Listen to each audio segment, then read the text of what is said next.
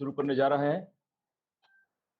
बहुत आनंद और गौरव की बात है कि न कि अपितु राज्य लेवल पे बल्कि राष्ट्रीय और अंतर्राष्ट्रीय स्तर पे जो जीवदया और गौ सेवा के दिग्गज, जिसको महारथी बोल सकते हैं, ऐसे बहुत सारी संस्थाओं के प्रतिनिधि आज हमारे बीच उपस्थित हैं, हम सबको मार्गदर्शन देने के लिए। प्रखर गृहवती और राष्ट्रीय कामधेनु आयोग के प्रथम अध्यक्ष डॉक्टर वल्लभ भाई कथीरिया जी हमारे साथ जुड़ चुके हैं। हमारे समस्त महाजन के गिरीश भाई साहब भी हमारे साथ जुड़ चुके हैं। बड़ोदरा पांजरापोल के राजीव शाह भी हमारे साथ जुड़ चुके हैं। एडवोकेट अभय शाह जी हमारे साथ जुड़ चुके हैं। चंद मिनटों में बाकी के भी जो हमारे आज के जो स्पीकर्स हैं वो ज्वाइन करेंगे। हमारी टीम के सुनील जी, पुरेश जी, विजय पाटिल जी, अमर जी और वो सब भी ज्वाइन कर चुके हैं। आप सबका बहुत बहुत स्वागत और अभिवादन है। सिर्फ 2 मिनट में हम आज का ये वेबिनार शुरू करने जा रहे हैं। आज का ये वेबिनार राष्ट्रीय कामधेनु आयोग के पेज पे और एनिमल हेल्पलाइन करुणा फाउंडेशन के पेज पे भी लाइव हो रहा है। आप सबसे भी विनती है कि आप अपनी संस्थाओं का जो भी है फेसबुक पे उसको भी ये शेयर कर सकते हैं, तो ज़्यादा से ज़्यादा लोग इसमें जुड़ पाएंगे। अभी भी बहुत सारे लोग, ये एक्चुअली लाइव टेलीकास्ट शुरू हो चुका है, बहुत सारे लोग लाइव भी देख रहे हैं। उन सभी का भी मैं इस ऑनलाइन वेबिनार में स्वागत और अभिवादन करता हूं। जैसा कि आप सबको विदित है कि आज का हमारा जो विषय है गौ आधारित अर्थव्यवस्था, गौशाला और पांजरापोल का स्वावलंबन। और हाल ही में पिछले 1.5-2 महीनों में आपने ये शब्द कई बार सुना भी होगा और सुन के आप सबको हमसे भी ज्यादा शायद प्रसन्नता हुई होगी। वो है कामधेनु दीपावली अभियान। पिछले 1.5 महीनों से राउंड द क्लॉक इस विषय पे राष्ट्रीय स्तर पे और अंतर्राष्ट्रीय स्तर पे डॉक्टर वल्लभ भाई कथीरिया के मार्गदर्शन में हम कार्य कर रहे हैं। और बहुत ही आनंद और गौरव की बात है कि इसमें एक प्रचंड सफलता इसमें हम लोगों को मिल चुकी है। सफलता का प्रथम शिखर हम सर कर चुके हैं। अब before Diwali and after Diwali also गौ माताओं का स्वावलंबन, गौशाला पांजरापोलों का स्वावलंबन, गौ रक्षा, जीवदया, यही सभी विषय हमको और तेजी से आगे लेके जाना है। इसके लिए ही आज का ये विचार विमर्श सेशन का आयोजन हुआ है। हमारे डॉक्टर वल्लभ भाई कथीरिया जी भी हमारे साथ जुड़ चुके हैं। डॉक्टर आर बी चौधरी भी हमारे साथ जुड़ चुके हैं। और फेसबुक लाइव में भी बहुत सारे लोग हमारे इस टेलीकास्ट को देख रहे हैं। ज्यादा समय नहीं लेते हुए हम आज का ये वेबिनार शुरू करने जा रहे हैं। कोई भी शुभ कार्य होता है उसकी मंगल शुरुआत प्रार्थना से होती है, और गौ माता यानी कि कामधेनु, उसकी प्रार्थना से ज्यादा मैं नहीं मानता कि कोई बड़ी प्रार्थना हो सकती है। हमारा आईटी टीम के हमारे सबके युवा साथी मित्र पुरीश कुमार से मैं विनती करूंगा कि वो सुरभि मंत्र से आज का ये जो हमारा वेबिनार है उसका मंगलाचरण करवाए। पुरीश।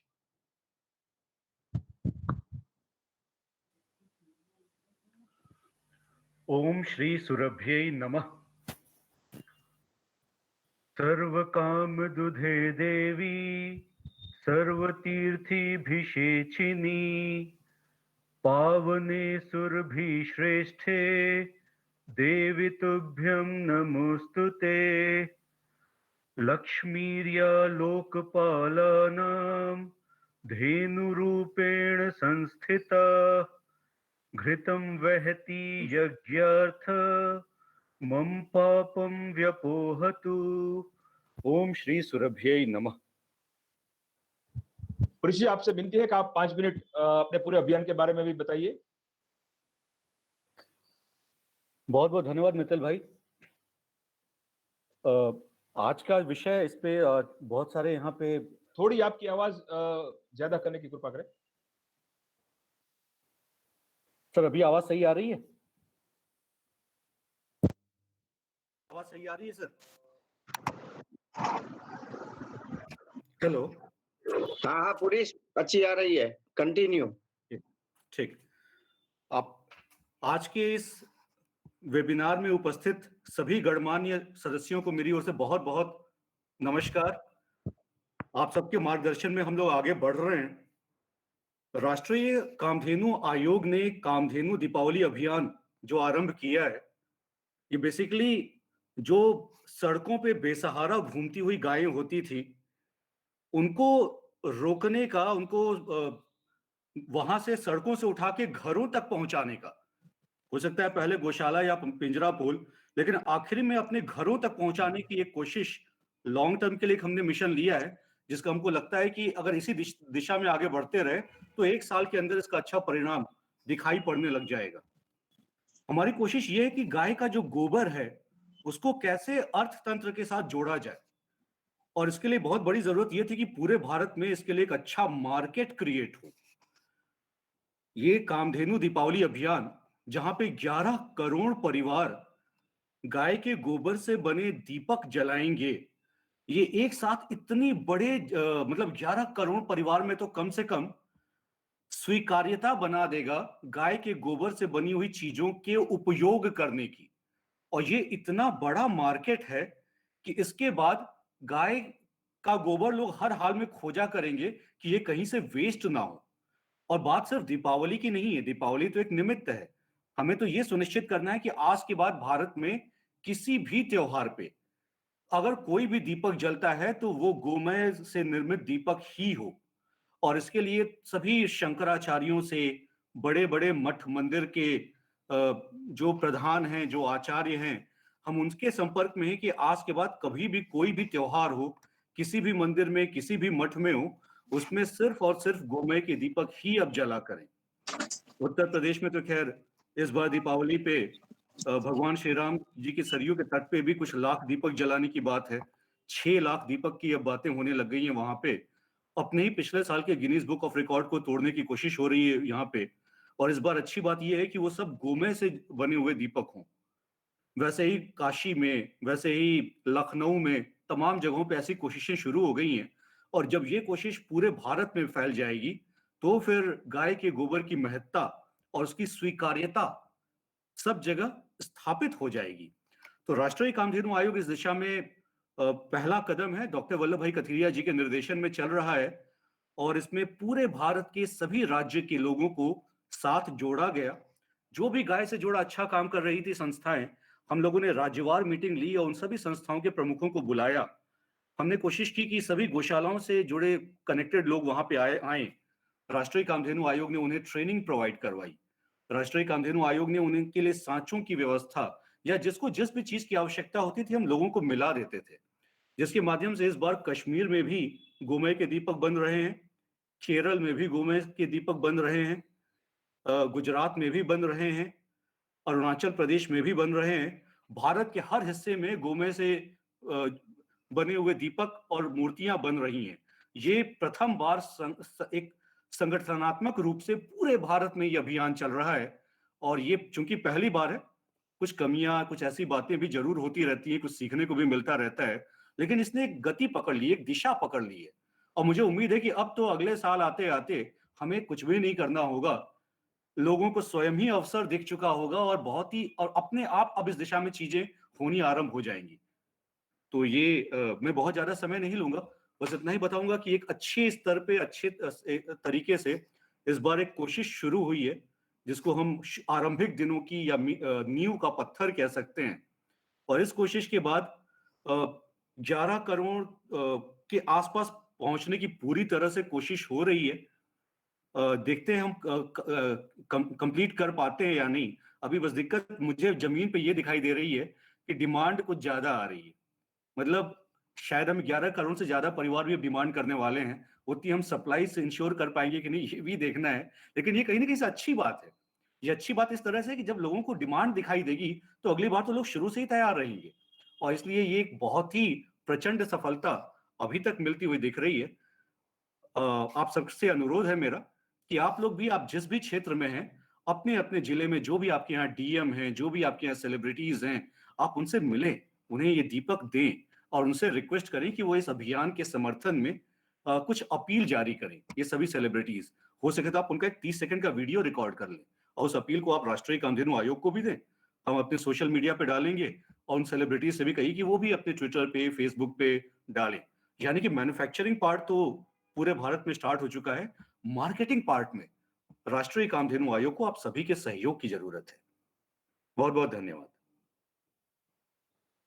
बहुत बहुत शुक्रिया पुरुष जी। मैं आप सबको ज्ञात करवा दूं कि डॉक्टर कथीरिया साहब के मार्गदर्शन में करीबन 95 के करीब वेबिनार हम कर चुके हैं। उसमें कश्मीर से लेकर कन्याकुमारी और गुजरात से लेकर बंगाल तक, यूके, यूएसए, अफ्रीका सहित से पूरे एक तरह से देखा जाए तो पूरे वर्ल्ड में इस तरह के सेमिनार हो चुके हैं। और जैसे पुरुष ने बताया, इस बार डिमांड से सप्लाई से ज्यादा डिमांड ऑलरेडी हो चुकी है। Right now we are into that positive tension कि भाई ऐसी इतनी सप्लाई आई, इतनी डिमांड है तो उसको कॉप अप कैसे करेंगे। बट आप सभी भी इस क्षेत्र में बहुत सालों से, कुछ लोग तो मोर देन 10 ईयर से भी काम कर रहे हैं। आपने भी इस वातावरण को महसूस किया होगा और आपके हृदय में भी प्रसन्नता हुई होगी कि पहली बार ऐसा राष्ट्रीय कामधेनु आयोग के तत्वाधान में और डॉक्टर वल्लभ भाई कथीरिया के मार्गदर्शन में जो कामधेनु दीपावली अभियान पूरे राष्ट्र में और अंतर्राष्ट्रीय स्तर पर शुरू हुआ है, उसमें एक पहली बार ऐसा वातावरण भी बन चुका है।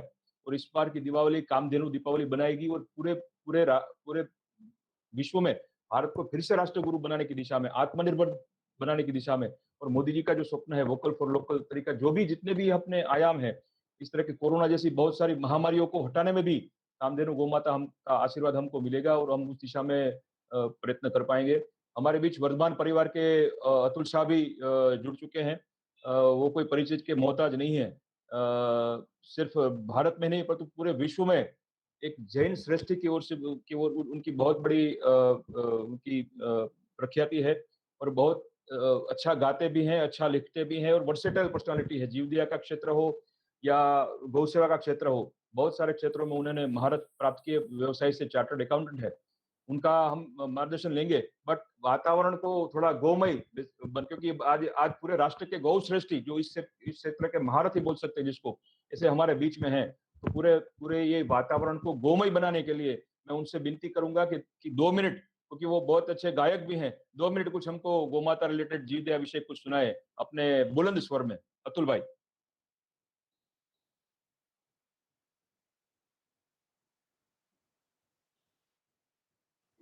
अतुल भाई, आवाज नहीं आ रही, आपकी आवाज नहीं आ रही।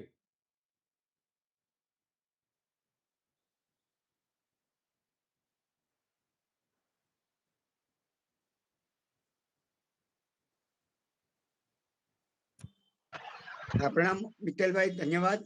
આવે છે અવાજ હવે બરાબર? हाँ, बस થોડું થોડું લાઉડ કરજો। हाँ जी।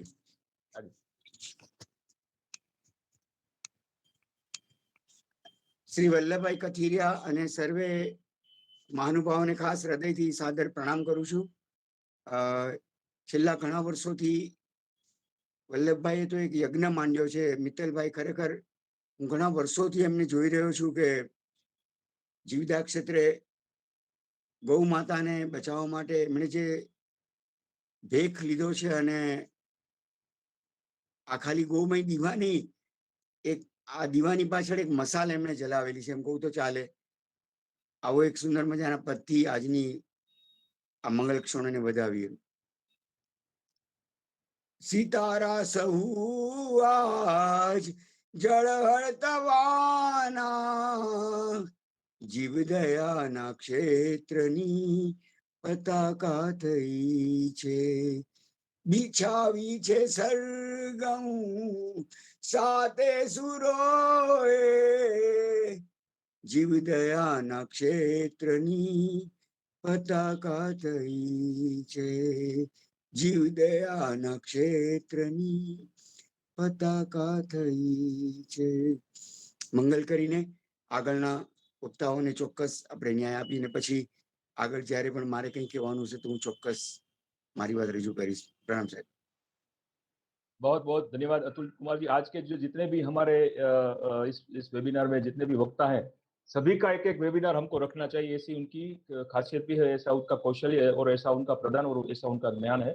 बहुत समय की भी मर्यादा है क्योंकि दिवाली के आगे सिर्फ 12 दिन ही बचे हैं और थोड़ा पिकअप भी करना है हमको। नेक्स्ट स्टेज में ये कामधेनु दीपावली अभियान और ये पंचगव्य प्रोडक्ट्स और सबका गौ आधारित अर्थव्यवस्था को नेक्स्ट स्टेज में ले जाना है। इसलिए हमने ये सभी को आज गागर में सागर भरा हुआ है।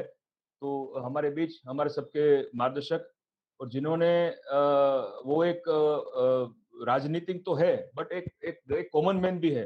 अभी तक 128 से बार जो रक्तदान कर चुके हैं, 4 बार सांसद रह चुके हैं, अटल बिहारी वाजपेयी जी की सरकार में 2 बार केंद्रीय मंत्री भी रह चुके हैं।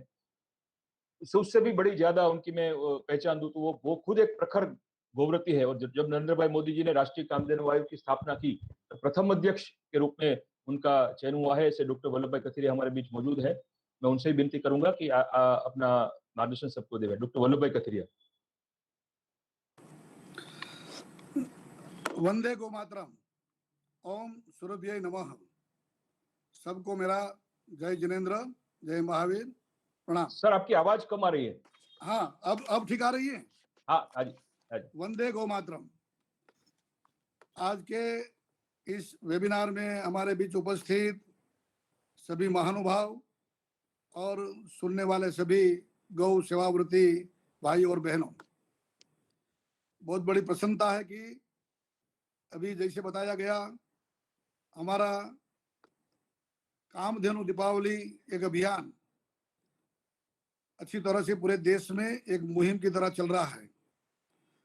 पूरे देश के कोने कोने से, हम कहते हैं ना कि चले थे अकेले लेकिन कारवा बनता गया, वैसे पूरे देश से कोने कोने से लोग हमारे साथ जुड़ गए हैं।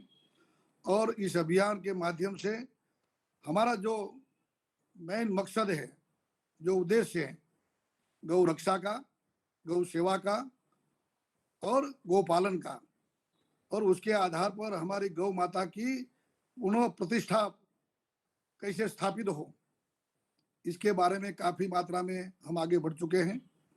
सभी का बहुत बहुत सहयोग मिल रहा है। कामधेनु दीपावली तो अभी थोड़े दिन में ये पर्व भी आ जाएगा, बाद में गोवर्धन पूजा भी होगी गोपाष्टमी के दिन। और अभी मुझे जब पता चला वेबिनार के माध्यम से कि तमिलनाडु में तो पूरा कार्तिक महीने में वहाँ दीप प्रज्वलन होता है, पूजन होता है। तो यानी कि इस अभियान को हमें कहीं यहाँ छोड़ना नहीं है। दीपक एक निमित्त है, एक सिंबल है, लेकिन उसके आधार पर जितने भी प्रोडक्ट मैंने बार बार अपने प्रवचन में और हमने बताई भी है, दीपक के साथ साथ पूज्य गणेश, लक्ष्मी जी, पहले उसे अलग अलग सभी महानुभाव, देवी देवता, वहां से लेकर के सभी house hold articles, gift articles और बहुत सी आइटम। हम कहते हैं कि हमारे यहाँ तो तुंडे तुंडे मतिर बिना ऐसे महिलाएं, युवा लोग आगे आए कि जिन्होंने अलग अलग प्रकार से, जैसे कि पिरामिड भी बनाया गोबर का, और कैसे एनर्जी को हम एब्सॉर्ब कर सकते हैं और हमारी स्पिरिचुअल एनर्जी को बढ़ा सकते हैं। गौमय का आसन बनाया, जैसे दर्भ का आसन बनता है, सिंह का आसन बनता है, सिंह के चमड़े का, वैसे गोबर का आसन गोमय का, और ऐसे भिन्न भिन्न प्रकार के अलग अलग गोबर से आइटम बनने लगी हैं। मैं चाहता हूं और मानता हूं कि हमें इस अभियान को इस माध्यम से एक परमानेंट इंडस्ट्री का रूप देना है। गोमय की जितनी भी आर्टिकल, जैसे पेपर भी बनने लगे हैं, हमारे भीमराज शर्मा ने पेपर इंडस्ट्री बनाई है, सभी कागज बनते हैं। अभी प्लाईवुड बनने लगा है, ब्रिक्स बनने लगी है, जो दीवार पे दीवार भी ब्रिक्स, फिर से वो दिन हमें लाने हैं।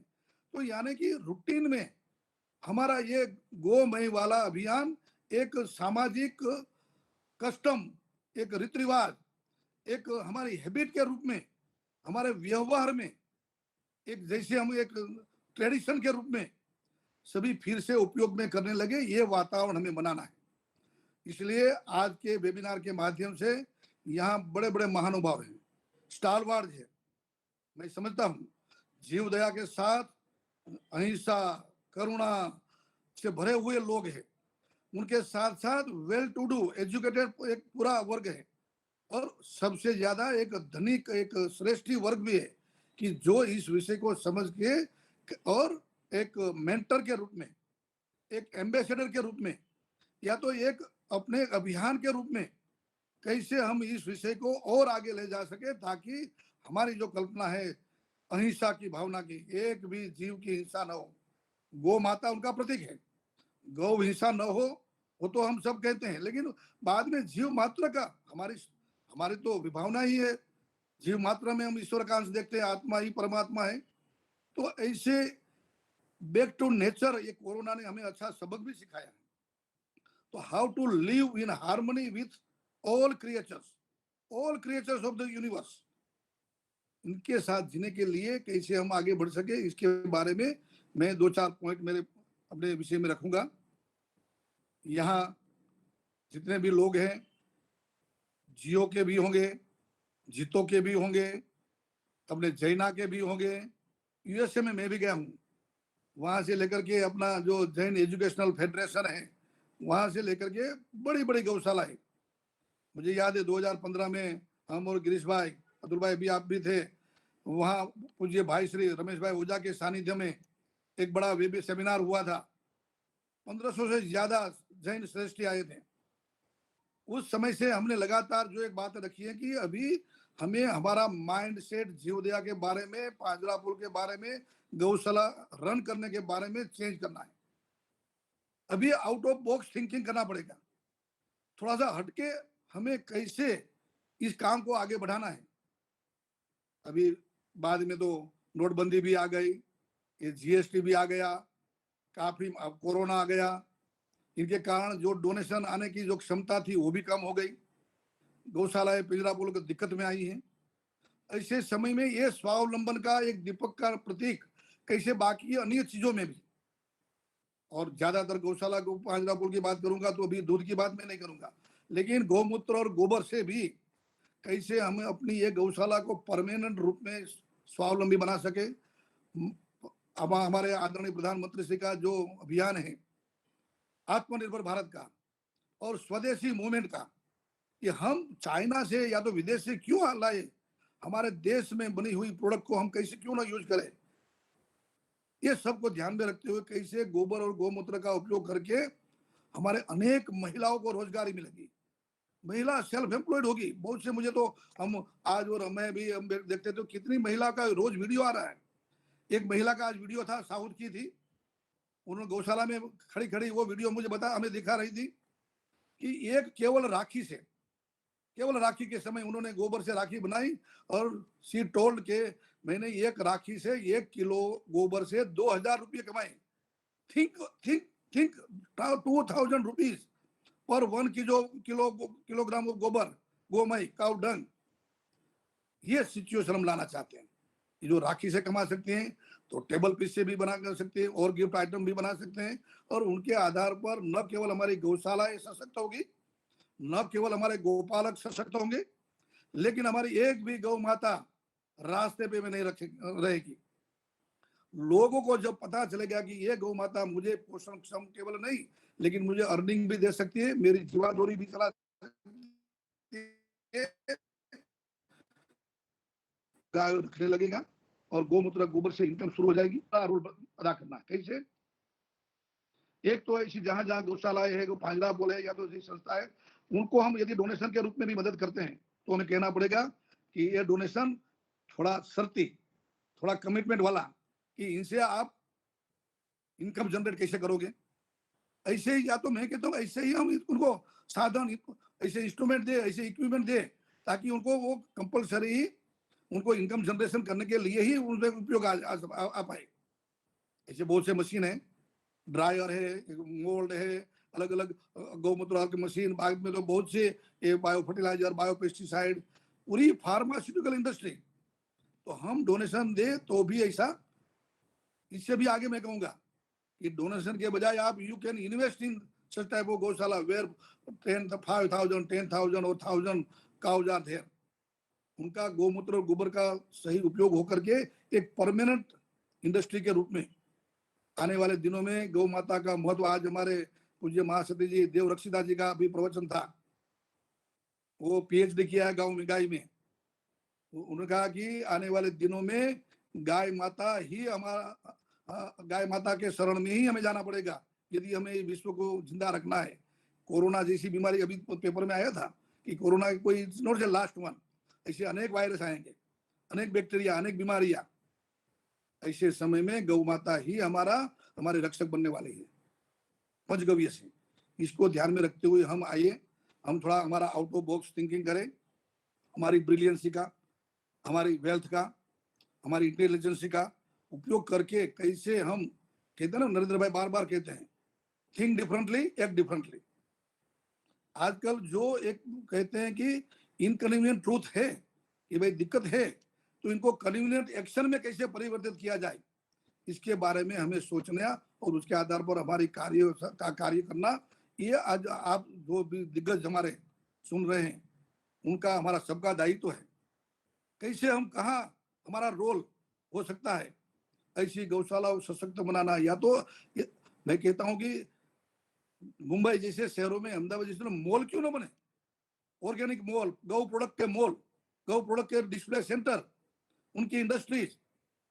मैं तो आने वाले दिनों में भारत सरकार को भी विनती करने वाला हूं कि पूरा एक industrial zone, cow based industrial zone, जैसे बोलते हैं ना स्पेशल इकोनॉमिक जोन, वैसा ही काउ बेस्ड इंडस्ट्रीज का जोन, पूरा एक पार्क बना सकते हैं आने वाले दिनों में। सरकार की सब्सिडी, सरकार की बेनिफिट, उनके इंसेंटिव का लाभ लेंगे ही।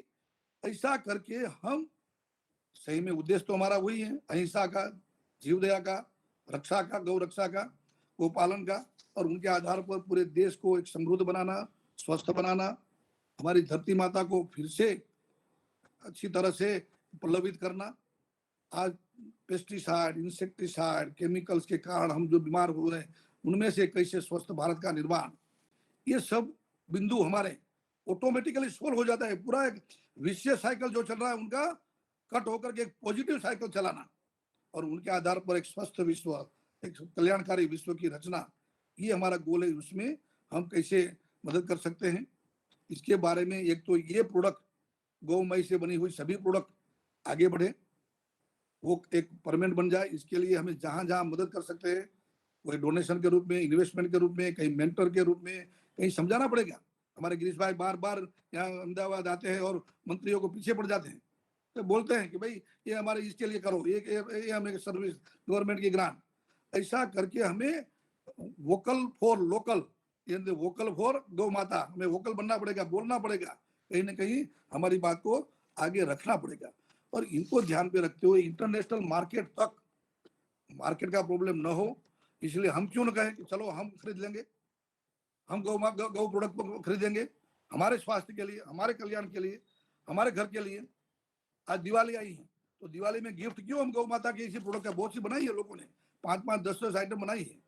गोमय दीपक, गणेश लक्ष्मी की मूर्ति, शुभ लाभ, ओम, श्री, कीचेन और टेबल पीस, नेम प्लेट, ऐसी बहुत सी आइटम है जो अपने घर में, अपने ऑफिस में रख सकते हैं, या तो एक प्रेजेंट के रूप में दे सकते हैं, गिफ्ट के रूप में दिवाली में, ताकि गौ माता का विषय घर घर में पहुंचे, वहां चर्चा का विषय हो, उनके आधार पर साइंस, उसके आधार पर गौ का इकोनॉमिक्स, पर्यावरण रक्षा, ये सब मैसेज ऑटोमेटिकली चला जाएगा। तो एक तो मुझे ये बात रखनी थी। दूसरी बात, यहाँ बड़े बड़े स्टालवार्ड हैं, ट्रस्टीज होंगे, कहीं ना कहीं गौ सेवा के या तो पांचदापुर या तो कहीं ना कहीं धर्म संप्रदाय में कहीं ना कहीं अच्छी पोस्ट पर होंगे, कहीं गवर्नमेंट पोस्ट में होंगे।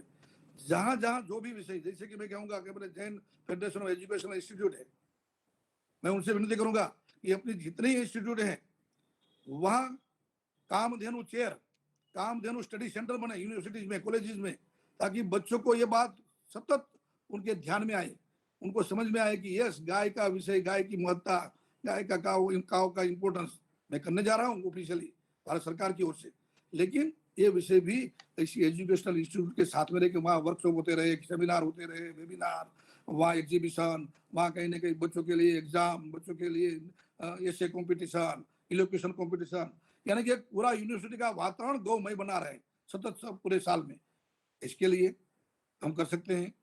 हमारे पूज्य महात्मा जी, साधु संत, हमारे जैन आचार्य, हमारे मुनि भगवान, उन सब की जैसे प्रचार प्रसार कर रहे हैं, उनको भी हम रिक्वेस्ट करें कि आप भी अपने प्रवचन में जहां जहां मौका मिले वहां ये विषय रख करके सतत समाज को हेमरी करने का काम करें। तो ऐसे पत्रकार मित्र हैं, बड़ा हमें मीडिया का फायदा मिला इस बार, तो पत्रकार मित्र है, मीडिया से जुड़े हुए हैं, कहीं ना कहीं सोशल, तो ये सोशल मीडिया, तो उसमें भी इनका प्रचार प्रसार करने में हमें मदद करें, ताकि ये विषय घर घर तक, गांव गांव तक, पूरे देश में, विदेश में भी पहुंचे। और आने वाले दिनों में जब हम अलग अलग अभियान लेंगे, ये गोमय का प्रोडक्ट का हुआ, गोमय से बाकी bio fertiliser, bio pesticide, organic farming, उसके बाद बायोगैस, सीएनजी, इलेक्ट्रिफिकेशन, पूरी एक सीरीज। उसके बाद गोमूत्र अर्क से लेकर के साबु, शैम्पू, फिनाइल, कॉस्मेटिक आइटम, उनसे आगे फार्मास्यूटिकल इंडस्ट्री का बड़ा, आयुर्वेद में panchgavya is must, as a base, या तो ये एडिशनल कंटेंट, तो ये सबको कैसे बड़ी बड़ी आप बड़ी कॉरपोरेट भी बना सकते हैं, आप प्राइवेट लिमिटेड कंपनी बना सकते हैं, कोऑपरेटिव माध्यम से, एनजीओ के माध्यम से, और सरकार की हर एक डिपार्टमेंट में कहीं ना कहीं हमें एमएसएमई से लेकर के कॉरपोरेट तक, पेट्रोलियम मिनिस्ट्री तक उसमें हमें डाल दिया है। तो कहीं ना कहीं उनको सब्सिडी, और भारत सरकार ने अभी कोरोना के बाद जुलाई महीने में आरबीआई ने भी अपनी एनिमल हस्बेंड्री मिनिस्ट्री को प्रायोरिटी सेक्टर में रख दिया है।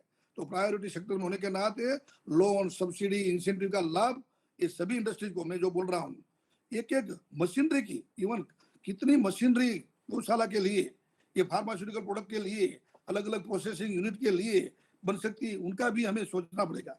मिल्क की बात करें तो मिल्क की वैल्यू एडिशन, घी से लेकर के बहुत सी आइटम बने, उनके लिए प्रोसेसिंग।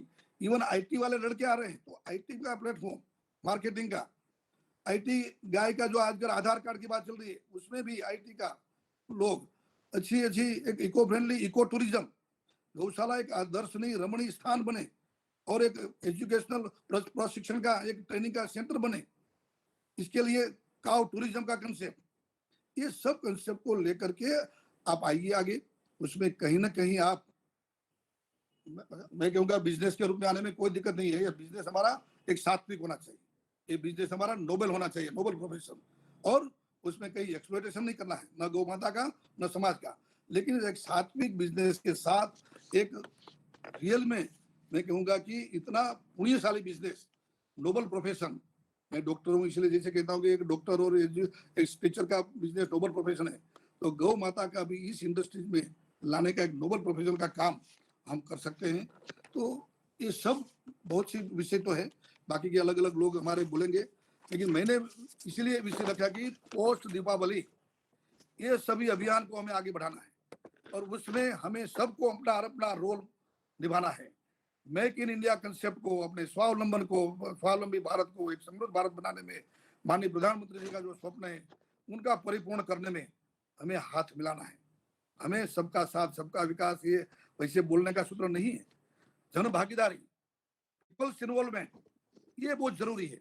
और उसमें सरकार की मदद मिले ना मिले, मैं मानता हूं कि हमें आगे बढ़ना चाहिए, और इसके आधार पर हमारा जो मूल लक्ष्य है, ओरिजिनल हमारा एम, गौ रक्षा, गौपालन, गौ संवर्धन, गौ आधारित पूरी समाज व्यवस्था, उनको हम डेफिनेटली आने वाले दिनों में ला पाएंगे।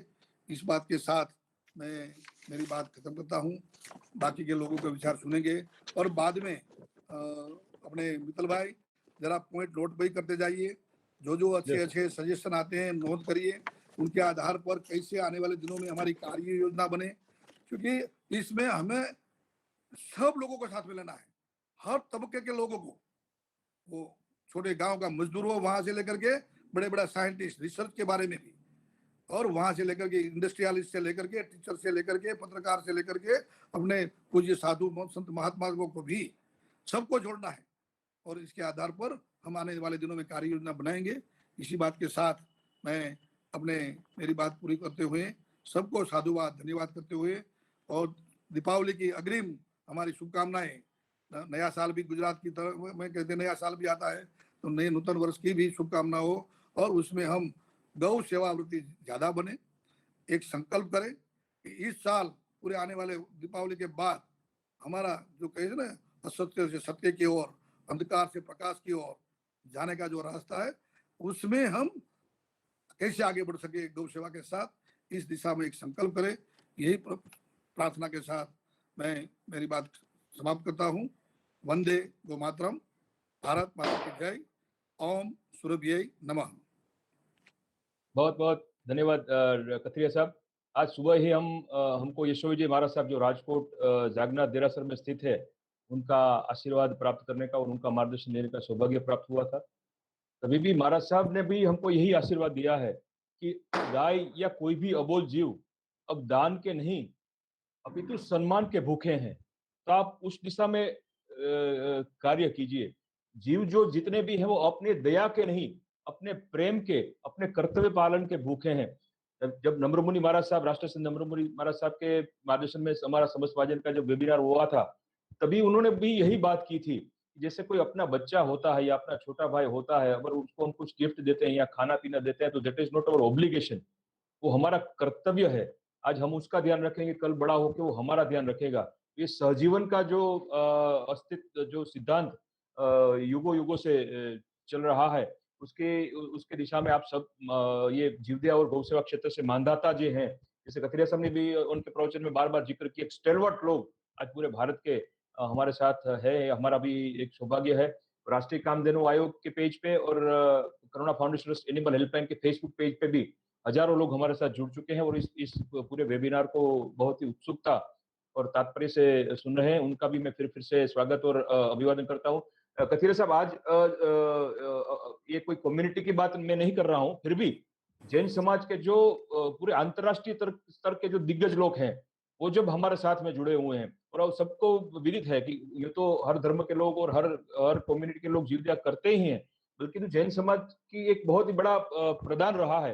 लाखों नहीं, करोड़ों नहीं, बल्कि मैं तो ये भी बोलूंगा कि अब्जों रुपये का डोनेशन वो पूरे राष्ट्र की गौशाला पांजरा पोलो के लिए और इस तरह के जीवदया के कार्यों के लिए कर रहे होते हैं। तब आपने भी सही बताया कि अभी आप सिर्फ दान न दो, बट उसको कैसे स्वावलंबी हो।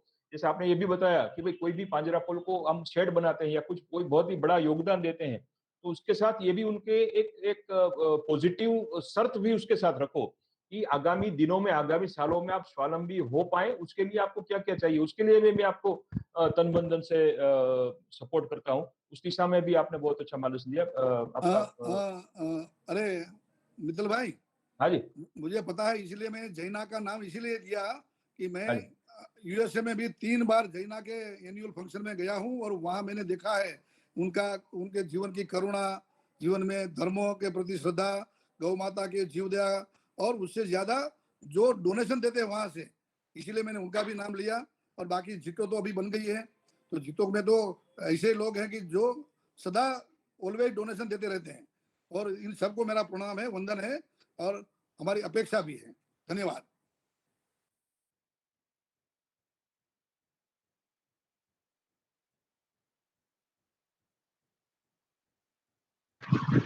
मित्तल भाई आप म्यूट छो।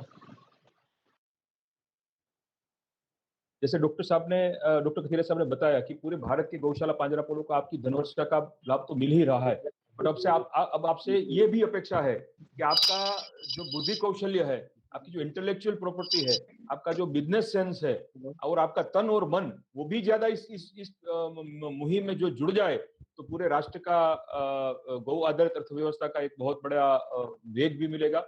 हमारे साथ वैश्विक स्तर पे जंगल, जमीन, जनावर और जन की सुखाकारी के लिए जो कार्य कर रहे हैं, ऐसी समस्त महाजन संस्था के मैनेजिंग ट्रस्टी और भारत सरकार के एनिमल वेलफेयर बोर्ड के सदस्य गिरीश भाई शाह जुड़ चुके हैं। वो भी डॉक्टर कथीरिया साहब के जैसे ही पूरा राष्ट्र में सतत ट्रैवल कर रहे हैं। अभी भी वो मेरे ख्याल से वो हाईवे पे ही हैं और पुणे जा रहे हैं, और इसी कोई भी ऐसी मंगल कार्य के लिए वो जा रहे हैं। और उनका एक पूरा स्वप्न भी है कि गुजरात में एक ऐसा वेलनेस पार्क भी बने, डॉक्टर कथीरिया साहब, जिसमें पंचगव्य का भी हो, आयुर्वेद का भी हो, योग का भी हो, मीन्स अपनी जो इंडियन हेरिटेज जो है उसके आधार पे एक वर्ल्ड लेवल का एक मॉडल प्रैक्टिकली यहाँ पे गुजरात में एस्टेब्लिश हो, उस दिशा में भी वो अभी बहुत जोरों से कार्य कर रहे हैं। गिरीश भाई, मैं आपसे विनती करूंगा कि आप हम सबका मार्गदर्शन करें। गिरीश भाई शाह। प्रणाम। आज का विषय है गौ आधारित अर्थव्यवस्था, गौशाला और पांजरापोल को स्वावलंबन करना। मेरा आवाज तो बराबर आ रहा है ना मित्तल भाई? थोड़ा जोर से। हाँ, थोड़ा। तो इस विषय को लेके मुझे भारत सरकार के जीव जंतु कल्याण बोर्ड, एनिमल वेलफेयर बोर्ड में मैं अभी सदस्य हूँ, और पूरे भारत की सभी गौशाला पांजरापोल का पूरा एक नेटवर्क है। मुझे कभी कोई सवाल पूछता है कि भारत में कितनी गौशाला है, कितनी पांजरापोल है, तो मैं उनको बेहिचक बता देता हूँ 6,49,180 गौशाला पांजरापोल है। तो सामने वाला चौंक जाता है, अरे भारत में तो 3,000 ही है, 4,000 ही है। मैं कहता हूँ नहीं, भारत का हर गांव वो गौशाला है, भारत का हर गांव वो पांजरापोल है। क्योंकि भारत के हर गांव में, हर जगह पे आज हर गांव में 1,000, 2,000, 5,000 पशु है। उसमें दुधारू पशु मान लो कि 500 है, 1,000 है, लेकिन 3,000, 4,000 पशु है जो दूध नहीं दे रहे हैं। इसलिए सामान्य भाषा में वो बिन उपयोगी है, लेकिन मेरी भाषा में वो गोमय वस्ते लक्ष्मी, वो लक्ष्मी देने वाले मतलब गोबर देने वाले पशु है। और 3000 4000 पशु एक गांव में है तो रोज का 20 से 30 हजार किलो गोबर पैदा हो जाता है। मतलब हर गांव ये गौशाला है। और यदि हमको स्वावलंबी बनना हो, हमारी अर्थव्यवस्था को मजबूत करना हो, तो हर गांव को गौशाला जब हम समझेंगे तो हमें क्या चाहिए। तो जैसे हमने ये गोमय दीपक का अभियान चलाया, वैसे गौचर विकास का अभियान, हर गांव का गौचर वो विकसित हो। भारत का 6,49,180 गांव में से कोई भी गांव ऐसा ना हो कि जिसमें गौचर ना हो। जैसे आप देखते हैं हर गांव में अभी ये देखा जाता है कि बिजली है तो हाँ है, पानी नल से आता है तो आता है। भैया बिजली बिना भी जीवन चलता था, नल के पानी के बिना भी जीवन चलता था, तालाब के या कुएं के आधार पे, लेकिन गौचर के बिना जीवन नहीं चलेगा। गाय के आधार पे जीवन चलाना है तो गौचर एक महत्व का मुद्दा है। तो आज आप देख सकते हैं कि जैसे नीदरलैंड है, स्विट्जरलैंड है, ऑस्ट्रेलिया है, न्यूजीलैंड, छोटे छोटे देश है, लेकिन वहां पे पशु आधारित अर्थव्यवस्था इतनी मजबूत है कि वहां पे जो दूध और दूध से प्रोडक्ट्स, घी या मक्खन या जो पैदा करते हैं, पूरे विश्व में एक्सपोर्ट करते हैं। तो भारत तो अपने अपने क्षेत्रफल के हिसाब से भी बहुत बड़ा है, अपनी आबो हवा के हिसाब से, अपने पानी के हिसाब से, और भारत के पास सबसे रिचेस्ट A2 मतलब देसी गाय, जिस गाय का दूध वो दूध है, बाकी सब का दूध मतलब A1 गाय का दूध वो दूध नहीं है, जर्सी होल्स्टीन का दूध वो तो पानी है, सफेद कलर का पानी है। तो हमें स्वावलंबी होना है, हमें सभी गौशाला मतलब सभी गांव को स्वावलंबी करना है। तो पहला मुद्दा एक अभियान के रूप में गोमय दीपक, पंचगव्य, गोमूत्र का अर्क, गोबर गैस, और सबसे भी ऊपर हमें गौचर विकास और हर गांव में तालाब विकास मतलब पानी का संरक्षण, जल संरक्षण और जमीन संरक्षण, वो दो को टॉप प्रायोरिटी पे रखना पड़ेगा। वो दो के आधार पे उस गांव में यदि 1000, 2000, 3000 पशु पल जाते हैं तो ये समझ लो कि 3000 पशु है मतलब 3000 एकड़ जमीन आप ऑर्गेनिक फार्मिंग कर सकते हैं। आप सोचिए कि भारत में यदि सिक्किम के जैसे हर राज्य ने ऑर्गेनिक फार्मिंग का निर्णय ले लिया तो 70,000 करोड़ रुपीस तो सिर्फ फर्टिलाइजर का बच जाएगा। उसके अलावा पेस्टिसाइड का 1 लाख करोड़ बच जाएगा, वो अलग। मतलब इसमें तो आत्मनिर्भर भारत होने के दिशा में हम चलेंगे नहीं, हम दौड़ लगाएंगे। मैं तो आदरणीय प्रधानमंत्री से निवेदन करूंगा कि आपने जैसे घर घर में संडास का जो आयोजन किया था और 36,000 करोड़ रुपए आपने टॉयलेट बनाने में सब्सिडी दे दी, वैसे पूरे भारत के 6.5 लाख करोड़ गांव है, तो 6.5 लाख करोड़ गांव को सिर्फ आप 1-1 करोड़ रुपया गौचर विकास के दे दीजिए। 6.5 लाख करोड़, उसके सामने आपका 70,000 करोड़ तो बच जाएगा यूरिया का, 1 लाख करोड़ बच जाएगा पेस्टिसाइड का, और भी कई प्रकार के खर्चे बच जाएंगे। तो 6.5 लाख करोड़ तो एक साल में निकल आएंगे। लेकिन आज भारत में जहाँ पे 50 करोड़ पशु है और 130 करोड़ की जनसंख्या है, भारत को 80 करोड़ पशु कम पड़ रहे हैं। मतलब 130 करोड़ मानवी है तो 130 करोड़ पशु की जरूरत है। उसका गोबर, उस गोबर के आधार पे ऑर्गेनिक फार्मिंग, और ऑर्गेनिक फार्मिंग करेंगे तो सबका स्वास्थ्य इतना सुचारू हो जाएगा, इतना अच्छा हो जाएगा। जैसे आदरणीय वल्लभ भाई ने बताया कि कोरोना तो आ गया, उससे और कई वायरस आने वाले। अरे वल्लभ भाई आपकी बात बिल्कुल सही है, कितने भी वायरस आने दो, हमारी गोबर गोमूत्र की जो हमारी रक्षा कुटीर है, गोबर से लिपा हुआ घर है, गोबर से लिपा हुआ फ्लोर है, और गोमूत्र से छिड़काव किया हुआ आबो हवा है, तो ये सारे वायरस भारत की सीमा में ही प्रवेश नहीं कर पाएंगे। जैसे अभी चाइना की सीमा से कोई चीज भारत में आ ही नहीं सकती है, कस्टम पे ही रोक लग जाती है, वैसे सभी वायरस को भारत की आबो हवा में ही रोक लग जाएगी। तो भारत को यदि स्वावलंबी बनाना है, हर गौशाला को स्वावलंबी बनाना है, तो मैं तो एक ही बात सब जगह समझाता हूँ। मैंने प्रैक्टिकली 10,000 गाय की गौशाला में ये प्रयोग करके देखा है। मेरे पास वहां पे रोज का 1 लाख किलो गोबर आता है, मतलब रोज का कम से कम 400 ट्रॉली ट्रैक्टर का। तो 400 ट्रॉली हम 400 एकड़ जमीन को बांट देते हैं, 1 एकड़ को 1 ट्रॉली गोबर। तो आसपास के 10,000 किसान हमारे साथ जुड़ गए हैं और 10,000 किसान आज ऑर्गेनिक फार्मिंग में लग गए हैं। तो मैं पूरे भारतवासियों को और विदेश में बसे हुए भारतवासियों को भी ये निवेदन करता हूँ, आप सिर्फ अपने गांव को चुने। जो गांव आप जिस गांव के हो उस गांव में गौचर समृद्ध हो, तालाब समृद्ध हो, देसी वृक्ष चारों बाजू लगे हुए हो और देसी पशुओं की सार संभाल हो जाए, तो उनका चारा वहीं से हो जाएगा, उनका पानी हो जाएगा और उसका गोबर आएगा, उसके खेती ऑर्गेनिक हो जाएगी।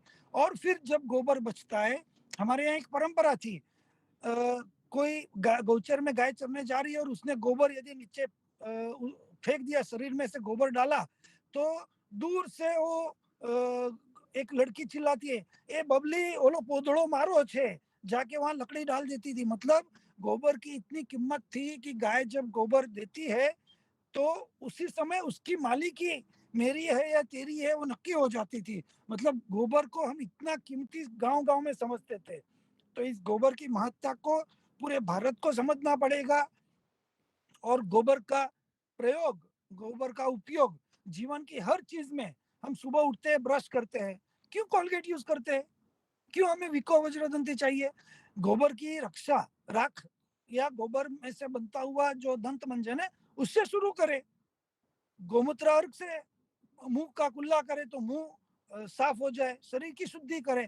मतलब गाय के गोबर, गाय के गोमूत्र, गाय का दूध, गाय का पंचगव्य, हर चीज का इतना जबरदस्त आर्थिक उपयोग है।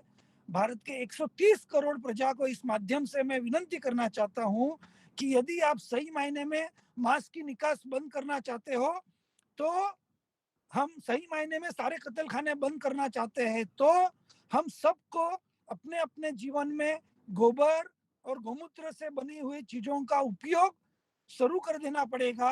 और तब और हमारे खेती में गोबर के अलावा कोई यूरिया, कोई फर्टिलाइजर, कोई पेस्टिसाइड हम नहीं डालेंगे, तो ही जाके हम पशुधन की, क्योंकि उसका नाम ही पशुधन है, तो हम पशुधन की रक्षा कर पाएंगे। उसको धन की रक्षा, हम धन की सुरक्षा कर पाएंगे। मैं इस निवेदन के साथ मेरी वाणी को विराम देता हूं। मुझे इस प्लेटफॉर्म से बोलने का अवकाश दिया, इसलिए राष्ट्रीय कामधेनु आयोग, हमारे मुरब्बी वल्लभ भाई कथेरिया जी और हमारे परम स्नेही मित्र मित्तल जी खेतानी और सभी का हृदयपूर्वक अभिनंदन करता हूं। और इन सब ने मिलके, हम सब ने मिलके ये जो गोमय दीपक का जो अभियान चलाया है, 11 करोड़ परिवार 55 करोड़ दिए जलेंगे। मैं तो कहता हूँ दीपक भाई, मित्तल भाई, इस बार स्टॉक कम पड़ रहा है। बम्बई की मेरी गोयम ऑर्गेनिक की दुकान से 2 दिन में 10,000 दीपक बिक चुके हैं। 10 लाख दीपक की डिमांड है, मेरे पास दीपक नहीं है। मतलब डिमांड इतनी ज्यादा है कि सप्लाई में हम टूट चुके हैं, सप्लाई हमारा कम पड़ रहा है। तो घर घर में दीपक बने, कोई बड़ा कोई आर्किटेक्चरल काम नहीं है, कोई बड़ी फैक्ट्री डालने की जरूरत नहीं है, घर घर में दीपक बने और घर के दीपक आसपास को, पड़ोस को बांटे जाए। हम घर में दीपक जलाए, सिर्फ दिवाली पे क्यों, जैसे बताया केरला में, तमिलनाडु में पूरे कार्तिक महीने में, अरे पूरे साल में भी हमारे यहाँ घर के अंदर भगवान के सामने दीपक जलता ही है। वो दीपक गोबर से ही बने, तो मैं सच्चे रूप में पशुधन की सुरक्षा, और पशुधन की सुरक्षा से भारत के प्रजा की सुरक्षा होगी। यही बात के साथ बहुत बहुत धन्यवाद, प्रणाम। बहुत बहुत धन्यवाद गिरीश भाई, आप ट्रैवलिंग कर रहे हैं फिर भी हमारे साथ जुड़े, उसके लिए आपका तहे दिल से शुक्रिया अदा करता हूँ। जैसे गिरीश भाई ने बताया कि सिर्फ उनको 10 लाख दीयों की रिक्वायरमेंट है, और अभी वो ये तो सिर्फ मुंबई में एक गिरीश भाई जैसे हैं, इतने से बहुत सारे लोग मुंबई में ऐसे भी होंगे जिनकी रिक्वायरमेंट हम, यही स्थिति पूरे राष्ट्र में है। ये थोड़ी टेंशन की बात तो जरूर है, लेकिन पॉजिटिव और एनकरेजिंग भी बहुत है, क्योंकि बहुत सारे गौशाला पांजरापोलों से जब हमने ये अभियान के शुरू में जब वार्तालाप किया था, उनका पहला क्वेश्चन ही वही था कि लेगा कौन और how will you support in marketing. But मेरे को ये कहते हुए बहुत ही आनंद और गौरव की अनुभूति हो रही है कि डॉक्टर कथिरिया साहब के मार्गदर्शन में, जैसे कश्मीर टू कन्याकुमारी और गुजरात टू वेस्ट बंगाल और पूरे अंतर्राष्ट्रीय स्तर पे जो ये कामधेनु दीपावली अभियान बहुत तेजी से और एक्यूरेसी के साथ भी चल रहा है, उसके आप सबका बहुत बहुत सहयोग हमको मिला है और आगामी दिनों में भी मिलेगा। पोस्ट दीपावली भी इस जैसे कथिरेश ने बताया कि 300 से ज्यादा प्रोडक्ट्स इसकी अभी बननी पूरे राष्ट्र में और अंतर्राष्ट्रीय स्तर पे शुरू हो चुकी है। तो इस मुहिम में आपकी भी धन का तो सहयोग मिलता ही है, तन और मन का भी और इंटेलेक्चुअल प्रॉपर्टी का भी सहयोग हमको चाहिए, इसलिए आज के ये वेबिनार का आयोजन किया गया है। हमारे बीच जिसके एक एक भजन या दुहे से हमने आज के वेबिनार का मंगलाचरण किया था, ऐसे वर्धमान परिवार के अतुल भाई शाह, वो व्यवसाय से चार्टर्ड अकाउंटेंट है, लेखक है, वक्ता है, भजनिक है और बहुत धर्म क्षेत्र में भी उनकी बहुत अभी प्रगति हुई है। अंतर्राष्ट्रीय स्तर पे भी कोई पूजा का कार्य होता है, सब लोग उनको बुलाते हैं, ऐसे बहुत, और इस विषय में भी उनका एक उनकी तजज्ञता है उनकी, मैं उनसे विनती करूंगा कि हम सबको मार्गदर्शन दे। अतुल भाई शाह, आपकी आवाज नहीं आ रही, आवाज वॉइस। પ્રણામ મિત્તલભાઈ અને શ્રી વલ્લભભાઈ કથિરિયાને ધન્યવાદ આપું છું. મને સ્વપ્નાઓ હજી છે ને બધા ગુજરાતીમાં આવે છે, તો તમે કહો તો હું ગુજરાતીમાં બોલીશ તો મને વધારે આનંદ આવશે. ઘણા બધા લોકો ગુજરાતી સમજવા વાળા આમાં છે, છતાં આપની ઈચ્છા હશે તો ગુજરાતીમાં જ બોલો, વાંધો નહીં. હા, એવું છે વલ્લભભાઈ કે 9 જણાને ઊંઘ ના આવે. આપણા શાસ્ત્રો એમ લખે છે કે જેને એક તો અંગમાં પીડા હોય, વેદના હોય, એને ઊંઘ ના આવે. પછી લખ્યું છે કે જેને પ્રિય પાત્રનું મિલન થવાનું હોય એને ઊંઘ ના આવે. આગળ લખ્યું છે કે જેનો પંથ વિતરિત હોય, જેને લાંબે જવાનું હોય એને ઊંઘ ના આવે, મુસાફિરને. જેની તિથિ અને તારીખ નક્કી થઈ ગઈ હોય એને પણ ઊંઘ ના આવે. જેને પોતાના અંગત પાત્રનું મિલન થવાનું હોય એને પણ ઊંઘ ના આવે. વિદ્યાના અર્થીને ઊંઘ ના આવે. જેને કોઈની સાથે વેર અને વિદ્રોહ કરેલો હોય એને પણ ઊંઘ ના આવે. અને 9મું લખ્યું છે કે જે ગૌ ભક્ત પ્રેમી હોય, રાષ્ટ્ર પ્રેમી હોય એને ઊંઘ ના આવે. કેમ તો કે એની સતત ચિંતા હોય, સતત કે કઈ રીતે હું આ પશુઓને બચાવું. હું તો બીજું કઈ નથી કહેતો, તમે મને એમ કહો કે એક જ વાક્યમાં તમારું વક્તવ્ય પૂરું કરી દેવાનું છે તો we can say in one line, one word, એક વાક્યમાં કહી શકાય કે કેન્દ્રના નીતિ આયોગના કેન્દ્રમાં અત્યારે મશીન છે અને એ જગ્યા ઉપર મશીનને બદલે જો પશુને મૂકી દેવામાં આવે તો મને એમ લાગે છે કે આપણું બધું કાર્ય એની મેળે સંપન્ન થયા વગર રહે નહીં. ખાલી એક જ વાક્યમાં કે કેન્દ્રમાં અત્યારે મશીન છે, એને તમે એ જગ્યા પર પશુને મૂકી દો તો ઓટોમેટિકલી આ દેશનું આખું અર્થતંત્ર એ ચેન્જ થયા વગર રહેશે નહીં. અને સારા વ્યક્તિઓના હાથમાં આયોજન આવે એટલે તો એક સરસ મજાની મિત્તલભાઈ વાત કરી છે, અક્ષરમ નાસ્તિ નાસ્તિ મૂલમ અનૌષધમ અયોગ્ય પુરુષો નાસ્તિ યોજકસ્તત્ર દુર્લભ. એવો કોઈ અક્ષર નથી જેમાંથી મંત્ર ન બને, એવું કોઈ મૂલ્યું નથી જેમાંથી ઔષધ ન બને, અરે એવો કોઈ વ્યક્તિ નથી કે જેમાંથી તમને ગુણ જોવા ન મળે.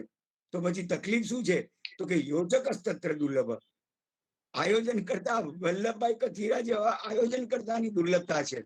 અને એ જો આપણને બરાબર મળી જાય, નહીં તો આ દેશમાં એક જબરજસ્ત ઇન્ટેલેક્ચ્યુઅલ પ્રોપર્ટીઝ, એટલે આપણી પાસે બુદ્ધિધન છે. માત્ર ધીમંતો નથી, શ્રીમંતો છે. ખાલી શ્રીમંતો નહીં, ધીમંતો પણ છે. અતુલભાઈ સોરી આપને વચમાં ઇન્ટરપ્ટ કરું છું. એક કરબદ્ધ પ્રાર્થના છે કે આ આખું પ્રસારણ સમગ્ર વિશ્વમાં લાખો લોકો જોઈ રહ્યા છે અનેક પ્લેટફોર્મ ઉપર, અને ફેસબુક ઉપર આપણા મિત્રોની પણ વિનંતી આવી છે. એટલે કરબદ્ધ પ્રાર્થના કે આપ આપનું વક્તવ્ય હિન્દીમાં આપો તો સમગ્ર વૈશ્વિક સ્તરના લોકો આપને સમજી શકશે અને આપને માણી પણ શકશે, આપનામાંથી ઘણું બધું મેળવી પણ શકશે. નમ્ર વિનંતી. जरूर से मैं कोशिश करूंगा. शास्त्रों भी लिखते हैं कि अहिंसा ध्यान योगस्य रागादिनाम विनिग्रह साधर्मिकानुरागस्य सारमेव तज्जिनागम. पूरे जिनागम का सार ये 4 वाक्य में दे दिया, 4 पदार्थ में दे दिया कि आप ध्यान योग करो, राग द्वेष को कम करो, अपने साधर्मिकों की रक्षा करो, भक्ति करो, और सबसे पहला नंबर किसको दिया? अहिंसा ध्यान योगस्य. एक राजा के 4 बड़े बड़े विद्वान पंडित थे, धर्म अर्थ काम और आरोग्य शास्त्र के निष्णात थे. लाखों श्लोक थे उनके पास, लाखों ग्रंथ थे. राजा ने बोला मेरा 55 साल हुआ है, ये सभी का सार आप 1000 पुस्तक के अंदर रख के 1000 पन्ने का एक ग्रंथ बना दीजिए. 20 साल का मोहतल लिया उन्होंने और 75 साल की उम्र में हाथी के अंबाड़ी के ऊपर सोने की थाली में वो 4 ग्रंथ लेके आए. उसके बाद में उन्होंने बोला कि ये तो अभी मेरा 75 साल हो गया, मैं कितना 4000 पन्ना कैसे पढ़ूंगा, एक काम करो आप 100 पेज में लेके आओ। उन्होंने 100 पेज में भी लेके आए। 20 साल और गया, 55-95 साल की उनकी उम्र हो गई। राजा ने बोला नहीं अभी 10 पेज में लाओ। 2 साल और गए, बोले नहीं अभी 1 पेज में लेके आओ सब सार। तो उन्होंने पूरा सार 1 पेज में दे दिया। 99 साल की राजा की उम्र हो गई। अभी बोला एक काम करो 1 श्लोक में लेके आओ। वो 1 श्लोक में भी लेके आए। फिर बोले 1 चरण में लेके आओ। एक 4 चरण 18 अक्षर का एक चरण रहता है, एक चरण में लेके आए। गागर में सागर समा देने वाला। ये मैं क्यों कह रहा हूं कि हमारे पास जो हमारे विद्वान पुरुष थे वो ये कह चुके हैं कि आप ये काम करो खाली इतना। अर्थशास्त्र के उन्होंने क्या बोला बृहस्पति ने, बृहस्पति विश्वास। बृहस्पति कहता है कि अर्थ के बाबत में आप किसी का विश्वास मत करो। पांचाल श्रीसुर मार्दवम, पांचाल ऋषि ने बोला, काम शास्त्र के मास्टर थे कि स्त्रियों के प्रति आप कोमलता रखो। अच्छा, उन्होंने धर्मशास्त्र के पंडित ने बोला, जो हमारा आज का विषय है आरोग्य शास्त्र के, उसने भी बोला कि जीर्णे भोजनम आत्रेय। आत्रेय बताता है कि जब भी भूख लगता है तब खाएंगे, तो बाकी कुछ पढ़ने की जरूरत नहीं है। लेकिन आज हमारा जो वेबिनार है कि कैसे स्वावलंबी बनावे, कैसे हम इसको पूरे देश के अंदर इसकी क्रांति लावे, तो ये सूत्र के अंदर से निकलता है जो कपिल नाम के ऋषि ने बताया, कपिल प्राणी नाम दया। कपिल ने बोला प्राणी की रक्षा करो बस। ये बात हमको सुषमा स्वराज ने अभी एक्सपायर हो गई, उसके पहले वियतनाम के लोग आए थे, लोकसभा के अंदर उन्होंने स्टेटमेंट दिया था, वो खड़े हो गए थे। वो बोले हम सुषमा स्वराज जी का आभार मानते हैं क्योंकि उन्होंने हमको बताया कि 1 एकड़ जमीन में 1 गाय उन्होंने दिलवाने का हमको आश्वासन दिया। पूरे वियतनाम ध्वस्त हो गया था, लेकिन हर एक करके 1 एकड़ जमीन में उन्होंने 1 गाय दिया। उसका पहला बछड़ा गवर्नमेंट ले लेती थी, आगे देती थी। आप मानेंगे नहीं, विद इन 5 इयर्स, 5 साल के अंदर पूरे वियतनाम की इकोनॉमी बदल गई। ब्राजील का उदाहरण सबको मालूम है, दोहराने की जरूरत नहीं। खाली 3000 गाय हमारे जाम साहब से लेके गए थे। आज 62 लाख गिर की गाय का उन्होंने वहां पे खड़ा कर दिया सैन्य। अरे लंदन में हमने एक रिसर्च रिपोर्ट बनाया है वल्लभ भाई, ये जो बस है लंदन की बस है जो डीजल से 80 किलोमीटर चल रही थी, उन्होंने संशोधन किया। हम लोग खाली बात करते हैं, उन्होंने गाय का गोबर से बस चलाया। 123 किलोमीटर की एवरेज उनकी स्पीड हो गई। टोयोटो की कार ने अपना इंजन ऐसा बनाया कि सीएनजी नहीं जीएनजी गोबर नेचुरल गैस वो आपको भराने के लिए वहां पे खड़ा रखकर टोयोटो नॉर्डिक वो कार बाजार में ला दिया है। ये देखिए ये कार का फोटो है, Toyota how their car runs on cow manure. अरे ये जो अपनी एयरलाइन है, ये एयरलाइन ने अपने खुद के प्लेन एयरबस से ये काउ पू से उड़ाए। देखिए इसके फोटोग्राफ से, मतलब कि 18 जो टायर्स रहते ट्रक के, वो 18 टायर वाली ट्रक, वो बात सब छोड़ दो। गूगल का जो सर्च इंजन है, मेन सर्वर है, आप मानेंगे नहीं, आप तपास करिए वहां पे जाके। 60,000 देसी गाय माता की गोबर से वो लोग अपना मेन सर्वर को चला रहे हैं। अभी जो 5G आ रहा है वल्लभ भाई, इतना नुकसान करने वाला है क्योंकि उनके रेस नीचे से जाने वाले हैं, ऊपर नहीं। तो हर 1 किलोमीटर के बाद 1 पोल रखना पड़ेगा और इतना नुकसान अपने शरीर को करेगा। अभी कंप्यूटर्स के ये युग में, मोबाइल के ये 5G के नए नेटवर्क के अंदर देसी गाय का घी और दूध जो हाथ में नहीं लगा, वो जो चलाएगा नहीं तो खत्म, हम तबीयत से भी खत्म हो जाएंगे। हर एक घर में एक कैंसर वाला होगा। 500 दंपतियों को अभी उन्होंने गुजरात यूनिवर्सिटी में वनस्पति घी और रिफाइंड ऑयल दे दिया। 30 चूहे को भी दिया, उनकी प्रजनन शक्ति खत्म हो गई। रिसर्च सेंटर में उन्होंने रिपोर्ट में लिखा है कि यदि 7 पीढ़ी तक ये आगे गया तो लास्ट में प्रजनन शक्ति, क्योंकि उनमें लो डेंसिटी लाइपोप्रोटीन वो ज्यादा है, तो एंटोस्ट्रो हार्मोन का जो स्रोत है उसके ऊपर प्रोटीन का थर आ जाता है। और ये देसी गाय का घी जब तक हम यूज नहीं करेंगे तब तक हम बाहर वापस आ नहीं सकेंगे। ये हमारे जीवन के अंदर खाली एक देसी गाय का दूध और घी ना ખાલી 2 ટીપા આંખની અંદર નાખવામાં આવે તો એમ લખ્યું છે કે એક બાર ખાલી દેશી ગાયના ઘીના ટીપા જો નાકમાં કે આંખમાં नाखिए तो पागलपन इंसेनिटी दूर हो जाती है, एलर्जी के रोग निकल जाते हैं, पैरालिसिस के रोग में भी राहत होती है। घी और शक्कर के साथ यदि आपने ले लिया तो शराब गांजा भांग वगैरह का नशा है वो नशा भी निकल जाता है। नाक में गाय के आंख घी के खाली 2 बूंद डालो, कान के पर्दे के ऊपर इसका इंपैक्ट होता है। आप गाय के घी से नाक आंख में डालेंगे, 1 महीने के बाद आपके स्पेक्स से आप पढ़ नहीं पाएंगे क्योंकि आपका नंबर कम हो जाता है। जितने स्त्रोतावरोध है श्वासोश्वास की प्रक्रिया के इम्यूनिटी बढ़ाने के लिए, आज देश के अंदर सब जगह पे ये लोग बोल रहे हैं कि कोरोना है कोरोना है। आप देसी गाय का घी खाली नशे में डालो, बस देखिए क्या होता है। ऑक्सीजन को ग्रहण करता है। कोमा में जाने वाले दर्दियों को भी नशे डालने से अपनी चेतना वापस आ जाती है। કાસાના વાડકાથી પગની અંદર દેશી ગાયનું ઘી ઘસવામાં આવે તો આંખ અને મગજને પણ જબરદસ્ત ફાયદો થાય છે। આંખની નીચેના ગુંડાળાઓ આપણે દૂર કરી શકાય છે, માનસિક શાંતિની પ્રાપ્તિ થાય છે।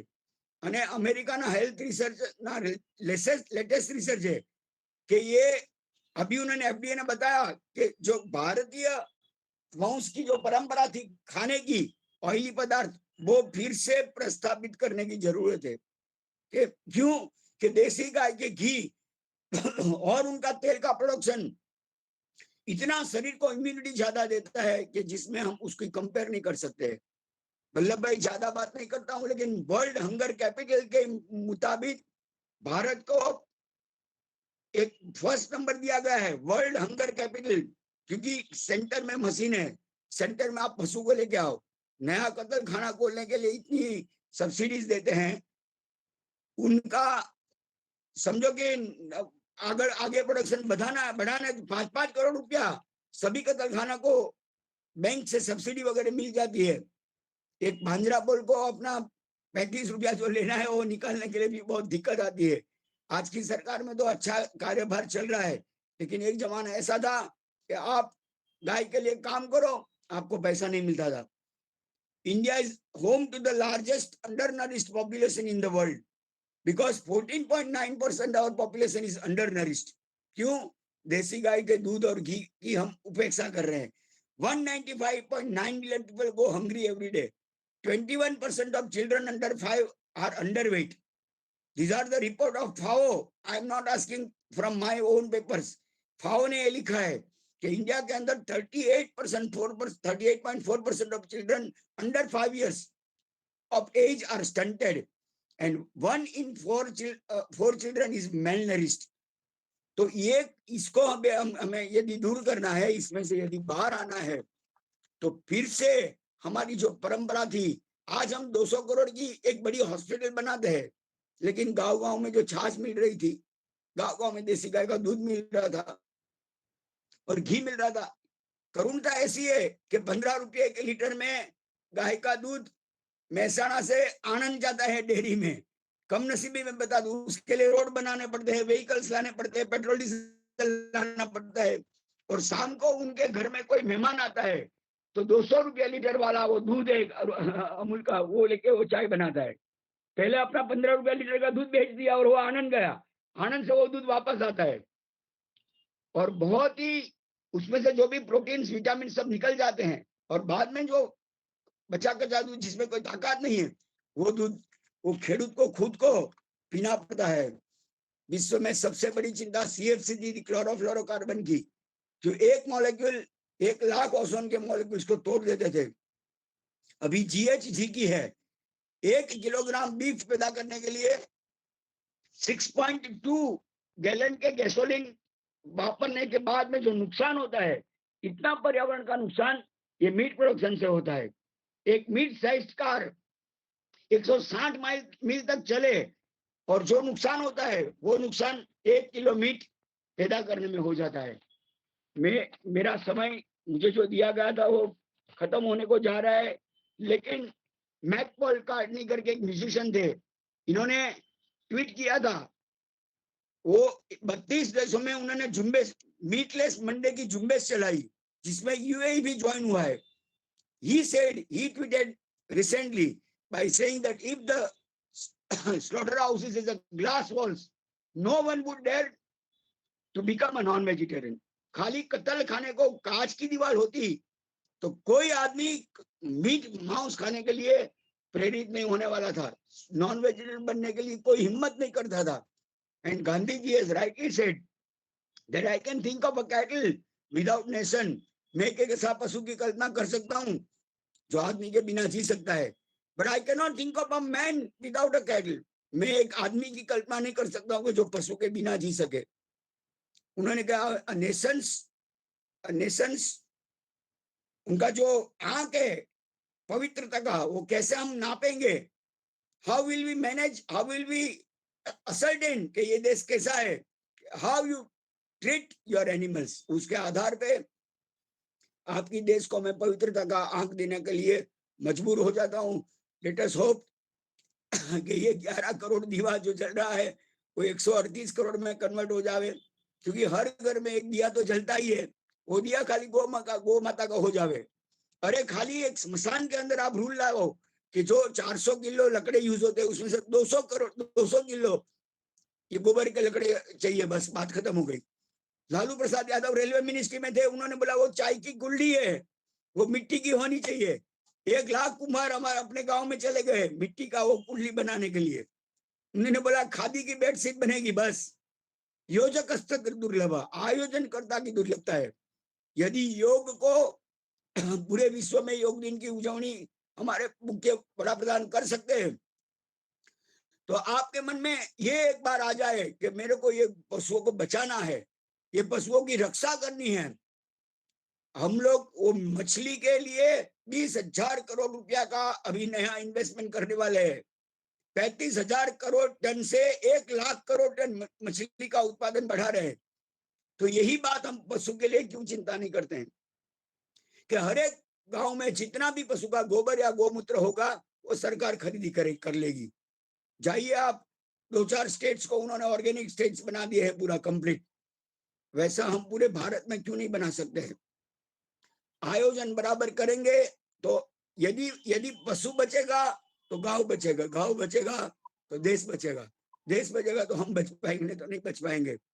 मेरा समय खत्म हो रहा है, मैं ज्यादा नहीं बोलूंगा, लेकिन इतना जरूर कहूंगा कि यदि हमें जीना है तो ये पशु को बचाना होगा, यदि हमें बचना है तो पशु को बचाना होगा. और पशु कब बच पाएगा कि हमारे डे टू डे लाइफ में सुबह से उठ से रात तक, जैसे बताया गिरीश भाई ने अभी कि हम टूथपेस्ट करते हैं, आप वहां पे ये गोबर का पाउडर यूज कर सकते हो. आज सुबह जितने लोग ये सेमिनार में स्नान किया था कौन से साबुन से किया था? चलिए बताइए आप लोग, पता चलेगा कि हमने खुद ने जीवदया के जो लेक्चर देते हैं ना, हम लोगों ने कितनी चर्बी का यूज किया है खाली साबुन से. क्या हम लोग कम से कम गोबर में से बने हुए साबुन यूज नहीं कर सकते? अरे बिस्किट्स, पिपरमेंट, चॉकलेट्स जो भी हम खा रहे हैं आज, उसके अंदर E371, E381, E322 आता है. आप लिखे देखिए जाके उसके रैपर के ऊपर, वो सब एडिटिव्स और प्रिजर्वेटिव्स है. अरे हमारे एक दोस्त के पास, एक डॉक्टर के पास बैठे थे, उन्होंने बोला 2 कप चाय लाओ और 2 बिस्किट के पैकेट लाओ. वो बोला मेरा नाम बद देना, लेकिन मैं ही ये कंपनी का मालिक हूँ, मतलब केमिस्ट्री के अंदर मैं उनका एम्प्लॉय हूँ. और हम लोग ये गेहूं के आटे के अंदर घी तेल नहीं डालते हैं, हम लोग मटन तेल डालते हैं. आप हमारी बैलेंस शीट चेक कर लो.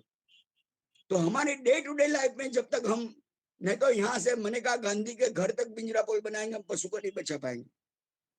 डे टू डे लाइफ के अंदर ये पशुओं का बना हुआ प्रोडक्ट्स जब अपनी जीवन व्यवस्था में आएगा तभी हम बच पाएंगे. थोड़ा समय मैंने ज्यादा लिया है मित्तल भाई, आई एम सॉरी, लेकिन बहुत सारे दिग्गज लोग यहाँ पे हैं, उनको भी सुनने की मेरी एक भावना है. आप लोग तो कितने सालों से काम में जुड़े हुए, आप सब लोग की बहुत बहुत धन्यवाद और आपको बहुत बहुत साधुवाद देता हूं, क्योंकि ये एक बहुत बड़ी उपलब्धि है. जब तक केंद्र के आयोजन पंच के नीति आयोग के मन में ये नहीं बैठेगा कि सभी आयोजन के केंद्र में पशु को रखो. आज मशीन है, हमारे यहाँ पे विकास शब्द नहीं था साहब, हमारे यहाँ पे कल्याण शब्द था कि पूरा जीव सृष्टि का कल्याण कैसे हो. हमारी लाइफ ऐसी थी, हमारी जीवन व्यवस्था ऐसी थी, अपने आप सब विकास हो जाएगा. ये रियल में सच्चा विकास होगा जब सेंटर में पशु आएगा। हमारी केंद्र के अंदर अरुण भाई ओझा जैसे दिग्गज यहाँ पे बैठे हैं, वो तो सब जानते हैं कि कितने कायदा होगी। तुम्हें पशु ने मारो, लकड़ी मारो तो 50 रुपया का दंड, और मार डालो तो इनकम टैक्स में वेटेड डिडक्शन है। मार डालो तो आपको सब्सिडी मिलती है, कत्ल खाने की सब्सिडी मिलती है, 23 प्रकार की सब्सिडी मिलती है। मारो then it is a cruelty, but if you kill them it is not a cruelty, it is the biggest joke of the world। कुछ 180 साल पुराने कायदे को रद्द करे और नए जो कायदे आते हैं खाली लावे नहीं, रियल में इंप्लीमेंट करे। 125E नाम का नया रूल आया है, यदि वो इंप्लीमेंट करे वल्लभ भाई, पूरे देश के अंदर 50% से ज्यादा कत्ल खाना बंद हो जाएगा। क्योंकि हर एक जो गाय लेके जाते हैं पशु, उसको नया RC बुक लेना पड़ेगा, अंदर स्टील का पिंजरा लगाना पड़ेगा कि 6 गाय से ज्यादा इसमें जाएगा नहीं। कोई इंप्लीमेंट करता नहीं, कोई अरे आदमी मर जाता है तो पुलिस नहीं आती है, तो पशुओं के लिए कौन आएगा? हर एक का पिंजरा कितना स्क्वायर सेंटीमीटर का होना चाहिए, IS और उनका जो रूल्स है वो स्टैंडर्ड्स देखेंगे तभी पता चलेगा कि एक भी स्टैंडर्ड्स हम इंप्लीमेंट नहीं करते। 7/5/2014 को राधाकृष्णन और उनकी डिवीजन बेंच ने एक जजमेंट दिया है जलीकट्टू केस में, और उन्होंने लिखा है कि they even animals have fundamental right to live without pain, with food, without hunger and with dignity. लिखा गया है कि यदि पशु को कोई, समझो 2 आदमी झगड़ा करेगा, बोला ये तुम कुत्ता है, तू गद्दा है, तो it is a contempt of court, it is said in that. क्यों? बोले गद्दा और कुत्ता बोलने से पशु का अपमान होता है। इतनी छोटी बात 103 पन्ने के जजमेंट में घोष और राधाकृष्णन की बेंच ने बहुत ही अच्छा पेरेंट जजमेंट, गीता है, गीता। जीवदया के क्षेत्र में जिनको काम करना है वो जजमेंट पढ़ने के बाद में अपना काम शुरू करेंगे, बहुत सारे पशु बचेंगे। थोड़ा समय ज्यादा लिया है, मैं क्षमा चाहता हूँ। धन्यवाद, प्रणाम। बहुत बहुत धन्यवाद। मैंने जैसे पहले ही बताया था कि आज इतने सारे दिग्गज हमारे इस वेबिनार में उपस्थित हैं कि सबका कम से कम 2 घंटे भी सुने तो भी उनका हमारी प्यास न बुझे, इतना ज्यादा ज्ञान और प्रैक्टिकल अनुभव ये सब दिग्गज रख रहे हैं और अपने हृदय की भावना भी व्यक्त कर रहे हैं। हमारे बीच गुजरात सरकार के farmer government leader and prosecutor for government of Gujarat और स्टेट एनिमल वेलफेयर बोर्ड के भी वरिष्ठ सदस्य, उनकी बहुमुखी प्रतिभा है। वो एक हिंसा विरोध का एक बहुत बड़ा मैगजीन भी चलाते हैं, उनकी हिंसा विरोधक संघ नाम की संस्थान भी है। राष्ट्रीय स्वयंसेवक संघ, अखिल भारतीय विद्यार्थी परिषद लेके बहुत सारी संस्थाओं के वो मेंटर भी रह चुके हैं। हमारा सौभाग्य है वो आज एक इतने बुजुर्ग श्रेष्ठी आज हमारे इस वेबिनार को शोभायमान कर रहे हैं। सोशल एंड स्पिरिचुअल एक्टिविस्ट भी हैं। मैं उनसे विनती करूंगा क्योंकि समय की थोड़ी हमारी समय की मर्यादा है, और आज का जो विषय है हमारा काउ बेस्ड इकोनॉमिक्स, पंचगव्य आधारित अर्थव्यवस्था, गौ आधारित अर्थव्यवस्था और गौशाला और पांजरापुर का स्वावलंबन और कामधेनु दीपावली अभियान, उसी विषय में सीमित रह के आप अपना मार्गदर्शन देने की कृपा करें, ऐसी मैं ओझा साहब से विनती और प्रार्थना करता हूँ। एडवोकेट रिस्पेक्टेड अरुण भाई ओझा साहब। સૌને નમસ્તે। આજનો વેબિનાર આયોજકોને सर एक विनती करूं, आप आज ये इंटरनेशनल लेवल पे लाइव हो रहा है तो बहुत सारे हिंदी भाषी लोग भी हैं, तो आपसे हिंदी में बोलूंगा प्लीज। Thank you. आज का जो विषय है गो आधारित अर्थव्यवस्था, गौशाला पांजरापुर का स्वावलंबन कैसे हो। मैं एक सूत्र कहना चाहता हूं जो आज के आयोजकों ने जो विषय दिया है उसके बारे में। स्वावलंबी बनने की दृढ़ इच्छा शक्ति, यही सफलता की शुरुआत है। आज का वेबिनार में जो विषय रखा गया है, ये सबसे बड़ा देश का दुर्भाग्य है कि आजादी के बाद सबसे पहला गुजरात का गौ हत्या विरोध का जो एक कानून था वो सुप्रीम कोर्ट ने अपील किया। इसके पहले सुप्रीम कोर्ट का एक जजमेंट था जिसमें 16 साल के ऊपर का बलत काट सकते हैं। मैं सुप्रीम कोर्ट में और सुराब जी और सब लोग थे, और लाहौटी साहब को जो चीफ जस्टिस थे उनको विनती किया कि आर्थिक स्तर पर अगर गौ रक्षा की जाए और उसी आधार पे मूल्यांकन किया जाए तो गौ रक्षा अत्यंत आवश्यक है। हमारी ये बात को स्वीकार करके 7 जज की बेंच बनाई गई और 2005 में जो जजमेंट आया कानून बन गया, मगर उसका पालन कितना होता है वो एक बड़ा प्रश्न है। आज के विषय में मैं उतना ही कहूंगा कि उरुग्वे में गाय की संख्या 1,20,00,000 है, जब वहां की पॉपुलेशन 33 लाख है। राष्ट्रीय प्रतीक वहां सूर्य है और राष्ट्रीय प्रगति का प्रतीक गाय है और घोड़े हैं। मैं इसलिए जिक्र कर रहा हूं कि आज वहां व्यक्तिगत तौर पर उनकी आवक जो है, आमदनी है, वो $19,000 है, और उरुग्वे में अगर कोई गाय की हत्या करता है तो उसको मृत्युदंड की, फांसी की सजा दी जाती है।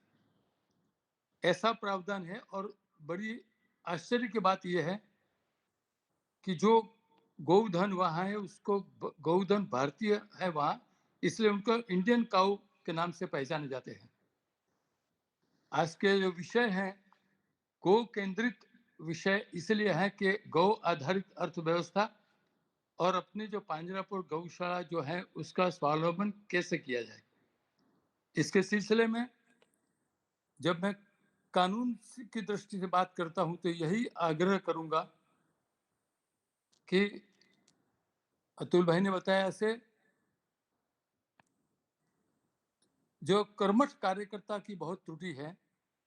ऐसे सबसे पहले अगर स्वावलंबी बनना है तो निष्ठावान, प्रामाणिक और वहीवट की दृष्टि से कुशल हो ऐसे कार्यकर्ता की जरूरत है, ट्रस्टियों की आवश्यकता है, जिसमें कमिटमेंट हो। मुझे दुर्भाग्यवश कहना पड़ता है कि 2-4 पांजरापोल का जो केस मेरे पास आया था उसमें लैंड ग्रेबर्स ने कोशिश की है और लैंड ग्रेब भी कर लिया है।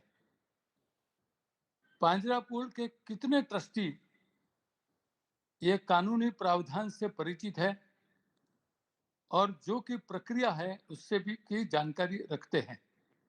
मैं इसलिए ये बात बता रहा हूं कि काफी गारों जैसे कि गौ सेवा आयोग है, वल्लभ भी जैसे वहां बैठे हैं, तो काफी गवर्नमेंट की योजना है कि इसका लाभ अपनी गौशाला पांजरापुर को मिल सकता है और स्वावलंबी बन सकते हैं।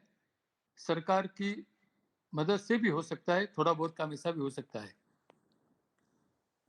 कितने लोगों को गौ आधारित अर्थव्यवस्था का ज्ञान है, इसके बारे में मेरा एक सुझाव है कि ऐसे जैसे गिरीश भाई पांजरापुर के ट्रस्टी के प्रवास का आयोजन करते हैं, इसलिए काफी पांजरापुर में लोग विजिट करने के बाद काफी ज्ञान प्राप्त कर सके। मैं ऐसे एक प्रवास में था और जो बंसी गिर गौशाला है वहाँ गोपाल भाई का और सबका प्रवचन हुआ था, तो काफी लोग प्रभावित हो गए कि जो ट्रस्टीज थे गौशाला पांजरापुर के।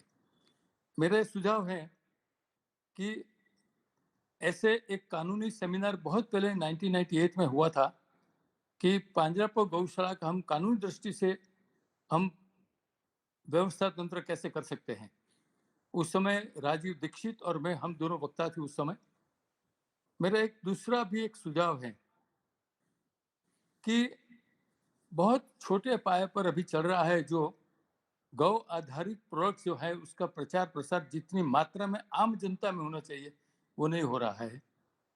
इसलिए वो जो गौ प्रोडक्ट्स हमारे पास उपलब्ध हैं, जैसे अतुल भाई ने बताया, साबु से लेके गौमूत्र से लेके गाय का घी है, उसका महत्व क्या है, उसका प्रचार प्रसार जितना होगा तो उस हिसाब से लोगों में जो जागृति आएगी, इससे हम ऐसी व्यवस्था खड़ी कर सके कि जैसे कि छाछ केंद्र बनाते हैं हम, और जो गोबर है उसका भी उपयोग हम अपने खुद के गार्डन में करें। मैंने अभी एक बंगला बनाया तो उसमें भी एक जो गार्डन बनाया उसमें उसका जो प्रयोग किया तो एक लोग आते हो देख के चकित हो जाते कि इतनी कम समय में, कम 1 साल से भी कम हो, इतने बड़े वृक्ष कहाँ से हो गए और इतनी लीलोत्री कहाँ से है। तो मैंने उनको बताया कि ऐसा ऐसा मैं प्रयोग कर रहा हूँ। मेरा कहने का तात्पर्य यह है कि गौ धन बचाने के लिए हम आयोजन क्या कर सकते हैं। अभी कानून करीब करीब 10-12 राज्यों में है और उसका पालन जो नहीं हो रहा है, इसका जो इच्छा शक्ति है वो कम है। हमारे जैसे कार्यकर्ताओं को लड़त देनी पड़ती है, उसे बजाय व्यवस्था तंत्र ऐसा हो कि गौ धन बचे। तो उरुग्वे जैसा छोटे कंट्री में भी आबादी कम है, पशुधन ज्यादा है और उसके आधार पर जो विकास उनका है, आज विश्व में खेती के मामले में प्रथम कक्षा का स्थान उरुग्वे का है। हम ऐसी कैसी व्यवस्था खड़ी कर सके और हमारे कैसे कर्मठ कार्यकर्ता निर्माण कर सके कि जो कमिटमेंट के साथ लगे हुए हैं और जो है उससे भी ज़्यादा संख्या में लगे रहे, तो मुझे लगता है कि हम सच्चे अर्थ में अपनी पांजरापोल गौशाला को स्वावलंबी बना सकेंगे। अपना देश कृषि प्रधान देश है, फिर भी मशीन को महत्व देने वाला इंडस्ट्रियलाइजेशन के दौर पर जो जोर चला है, इसमें कमी हो और गौ आधारित खेती में स्वावलंबन के लिए अगर हम जोर देंगे, जैसे कि अभी मैंने सुना है कि जो भी अधिकारी लोग बैठे हैं एनिमल वेलफेयर बोर्ड में भी, वो भी सरकार में अधिकारी हैं और वो जो बात कर रहे हैं मांस निर्यात की या पोल्ट्री फार्मिंग की, तो एक बड़ी दुर्भाग्य की बात है। ऐसे लोगों से पशु कल्याण की कोई हम अपेक्षा नहीं रख सकते हैं। तो गौशाला पांजरापोल के लिए बहुत, मुझे याद है कि गोमलमल लोढ़ा जी जब चेयरमैन थे एनिमल वेलफेयर इंडिया के, तब उन्होंने काफ़ी प्रावधान, काफ़ी योजना बनाई थी कि गौशाला पांजरापोल को भी कैसे मदद की जाए। मुझे लगता है कि लोगों का दान का प्रवाह भी इसी दिशा में आए और प्रवाह इतना बढ़े कि हम अच्छी तरह से पांजरा गौशाला का संचालन कर सके, स्वावलंबन कर सके। ऐसी व्यवस्था के लिए मतलबी कथरिया और किशोर भी जैसे कार्यकर्ता जो प्रयास करें, हम भी उसमें अपना कुछ योगदान दें, हमारा भी प्रयास उसमें जुड़े, हम भी श्रम, समय दान और धन दान से इस प्रवृत्ति को बढ़ाए। ऐसी विनम्र प्रार्थना मैं सबको करता हूँ। सबने मुझे सुना, सबका आभार और खास करके आयोजकों का। बहुत बहुत शुक्रिया रणु आहूजा साहब, आपने गौ रक्षा के लीगल पर्सपेक्टिव पे भी आप अपना मार्गदर्शन दिया। मैं आप सबको विदित भी कर दूं कि राष्ट्रीय कामधेनु आयोग का जो मैंडेट है उसमें गौ संरक्षण का भी विषय भी है और हमारे चेयरमैन डॉक्टर कथिरिया जी भी पूरे राष्ट्र के जितने भी राज्य हैं उसमें गौ सुरक्षा के रिलेटेड जो भी कानून है उसका भी वो अभ्यास कर रहे हैं और उसमें आगामी दिनों में उसके लिए भी क्या हम कर पाएंगे वो भी हम डॉक्टर कथिरिया साहब के मार्गदर्शन में आगे भी करेंगे। हमारे बीच एक ऐसे विलेज के टिपिकल, जिसको फार्मर भी बोल सकते हैं, गौपालक भी बोल सकते हैं, एक गौ वैज्ञानिक भी बोल सकते हैं, साइंस और भक्ति का जो समन्वय राजकोट के बाजू में गोंडल में गिर गौ जतन सेवा संस्थान के नाम से वो कर रहे हैं और अभी 128 से ज्यादा देशों में जिनकी प्रोडक्ट्स भी धनाधन बिक रही है। और इस कामधेनु दीपावली अभियान हो या कोई भी ऐसा गौ आधारित अर्थव्यवस्था का अभियान हो, काउ बेस्ड इकोनॉमिक्स का अभियान हो, गौशाला पांजरापोल का स्वावलंबन का कोई कुछ भी काम हो या पूरे राष्ट्रीय और इंटरनेशनल स्तर पे भी किसी को भी कुछ काउ बेस्ड फार्मिंग सीखना हो, प्राकृतिक कृषि सीखना हो, तो वो सबको इनवाइट करते हैं अपने फार्म पे, अपनी गौशाला पे बहुत प्यार और आदर से रखते हैं। ऐसे रमेश भाई रूपारेलिया जैसे अभी तो मीडिया में भी बहुत अच्छे छाए हुए हैं और रमेश भाई रूपारेलिया से मैं विनती करूंगा कि वो आज के हमारा जो मुख्य विषय है गौ आधारित अर्थव्यवस्था और गौशाला पांजरापोल का स्वावलंबन और कामधेनु दीपावली अभियान, इस रिलेटेड अपने विचार प्रदर्शित करें। रमेश भाई रूपारेलिया जी।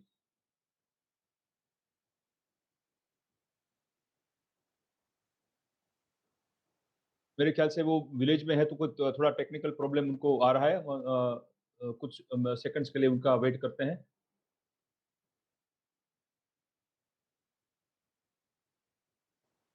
रमेश भाई रूपारेलिया हमारे साथ वापस जुड़ पाए क्योंकि वो मेरे पैसे पहले ही बोला कि वो विलेज में है, तो वो हमारे साथ वापस कुछ टेक्निकल उसमें प्रॉब्लम उनको आ रहा होगा। मैं इस बीच बड़ोदरा पांजरा पुल के हमारे राजीव भाई शाह, उनसे विनती करूंगा कि वो अपने ये इस विषय के रिलेटेड, गोरक्षा का विषय थोड़ा अलग है, ये इस विषय आज का जो विषय है कि गौ आधारित कृषि और गौ आधारित अर्थव्यवस्था और गौशाला पांजरा पुलों का स्वावलंबन, उस विषय में अपने विचार प्रदर्शित करें राजीव भाई शाह।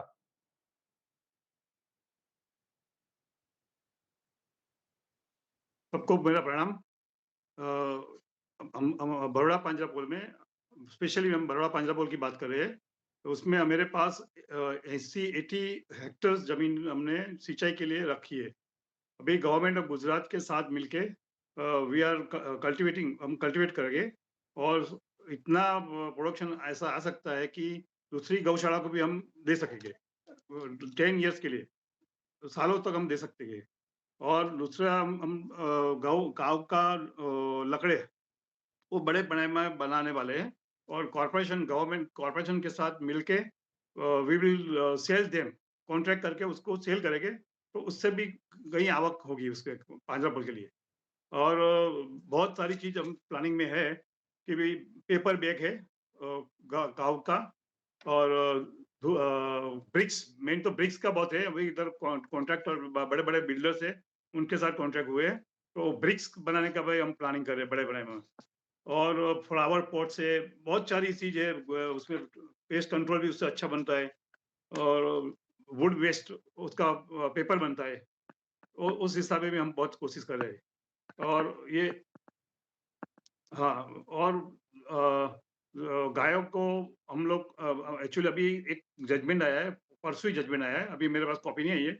और वो जजमेंट में एक्चुअली पांजरा पुल में भारण बढ़ता है, कत्ल खाने जाता है, वो पशु आता है ना, तो उसका भारण बढ़ता है। तो वो पशु, हमारे पास आज 2200 पशु है, उसमें से कई बड़े परिणाम है कोर्ट का केस का ही है।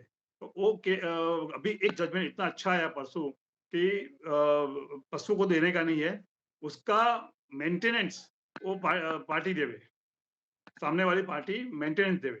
तो इफ दिस हैपेंस, वो जजमेंट अच्छा आ गया है, वो सही में जो अगर इम्प्लीमेंट होता है तो पांजरा पुल को भारण कब कम हो जाएगा। तो वी आर जस्ट प्लानिंग कि भाई वो जजमेंट आता है सबको भेजेंगे, और लेट अस सी कि ये अच्छा हो गया है।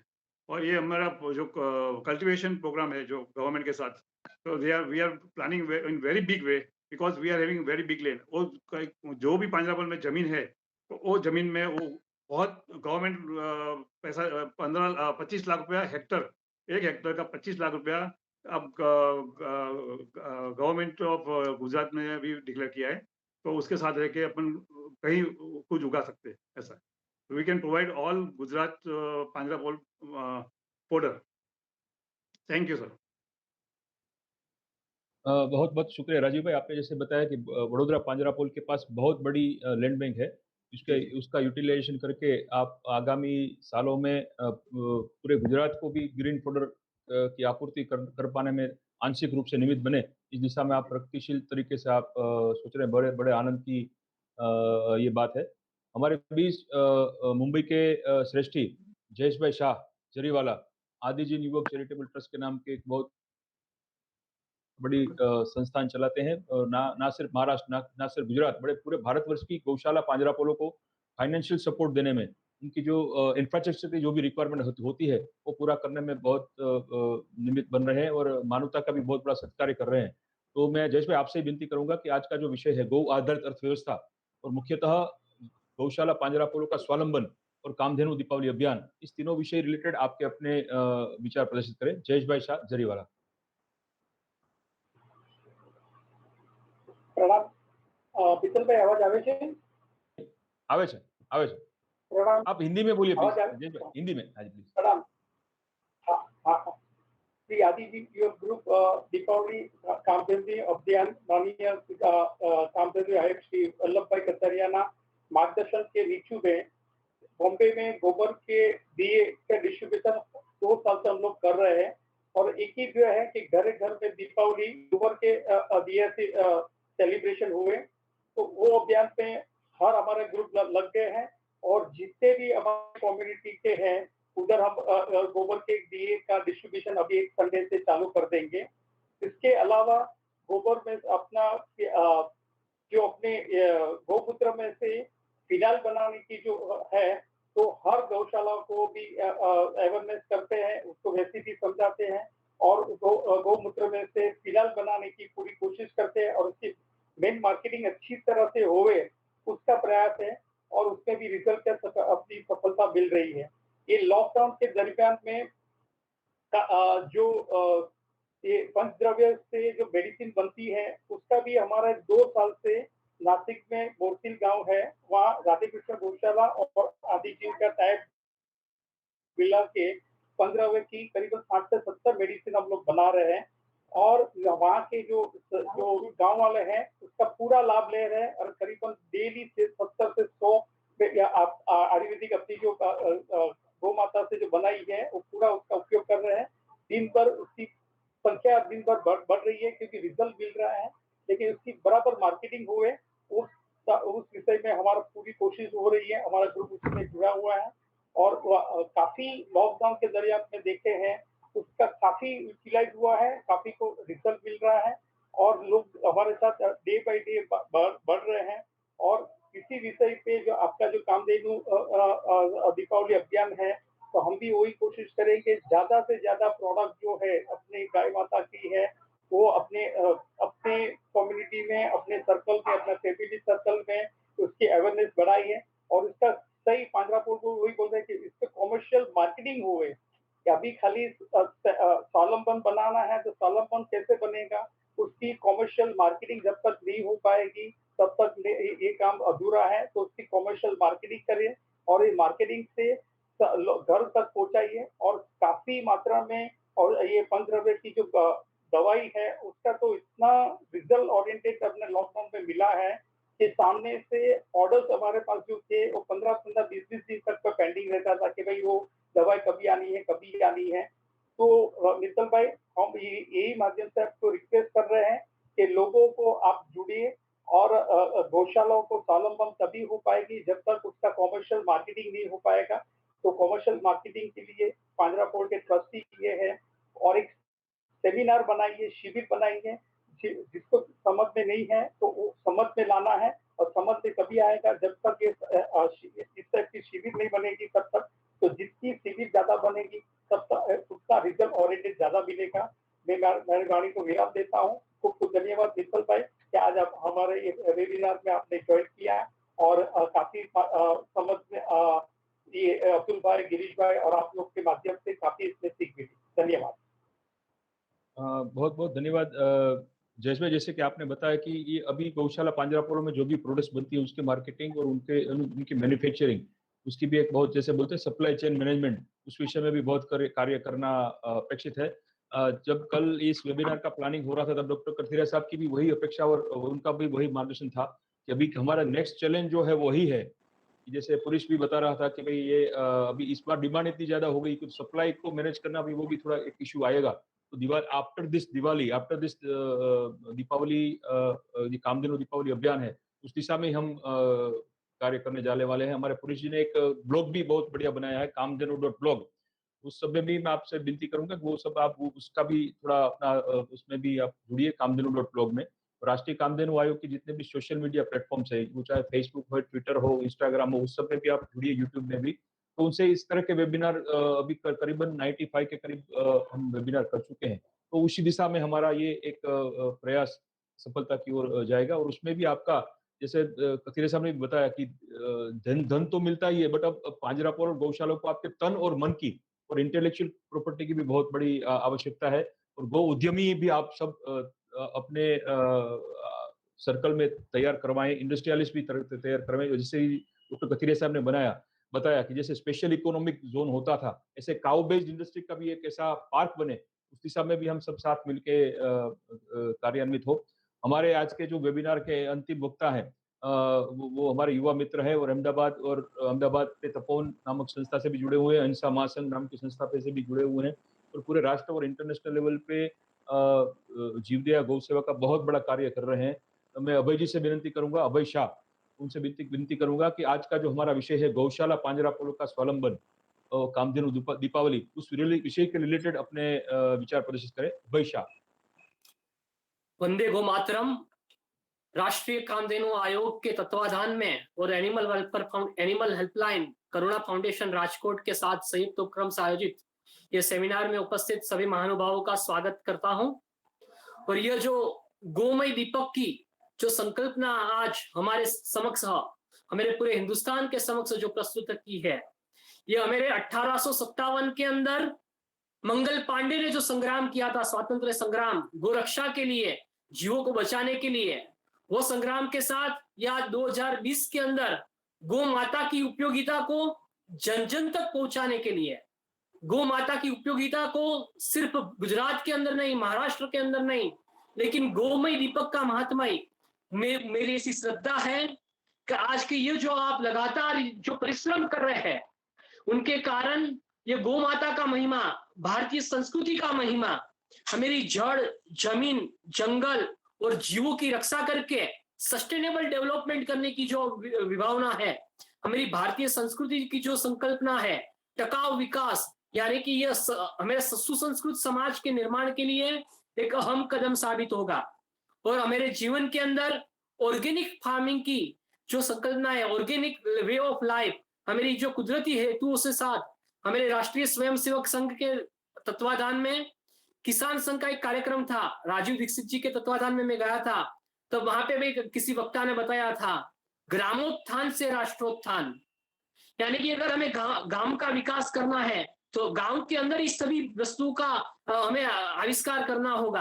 हमारे एक छोटे गांव के अंदर ही सभी लोग जुड़े रहे, आज गांव टूट रहे हैं, तो गांव को बचाने के लिए गौ माता की रक्षा आवश्यक है, तो वही इकोनॉमी के साथ आगे बढ़ना है।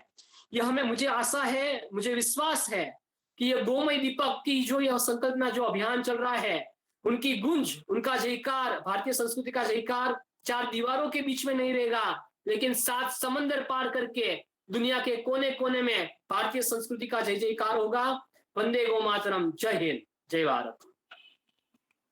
बहुत बहुत शुक्रिया अभय जी, जैसे आपने बताया कि अभी हमारी जो यात्रा है, गौ माता, गौ सुरक्षा का जो विषय है, उसको काउ बेस्ड इकोनॉमी तक ले जाना है।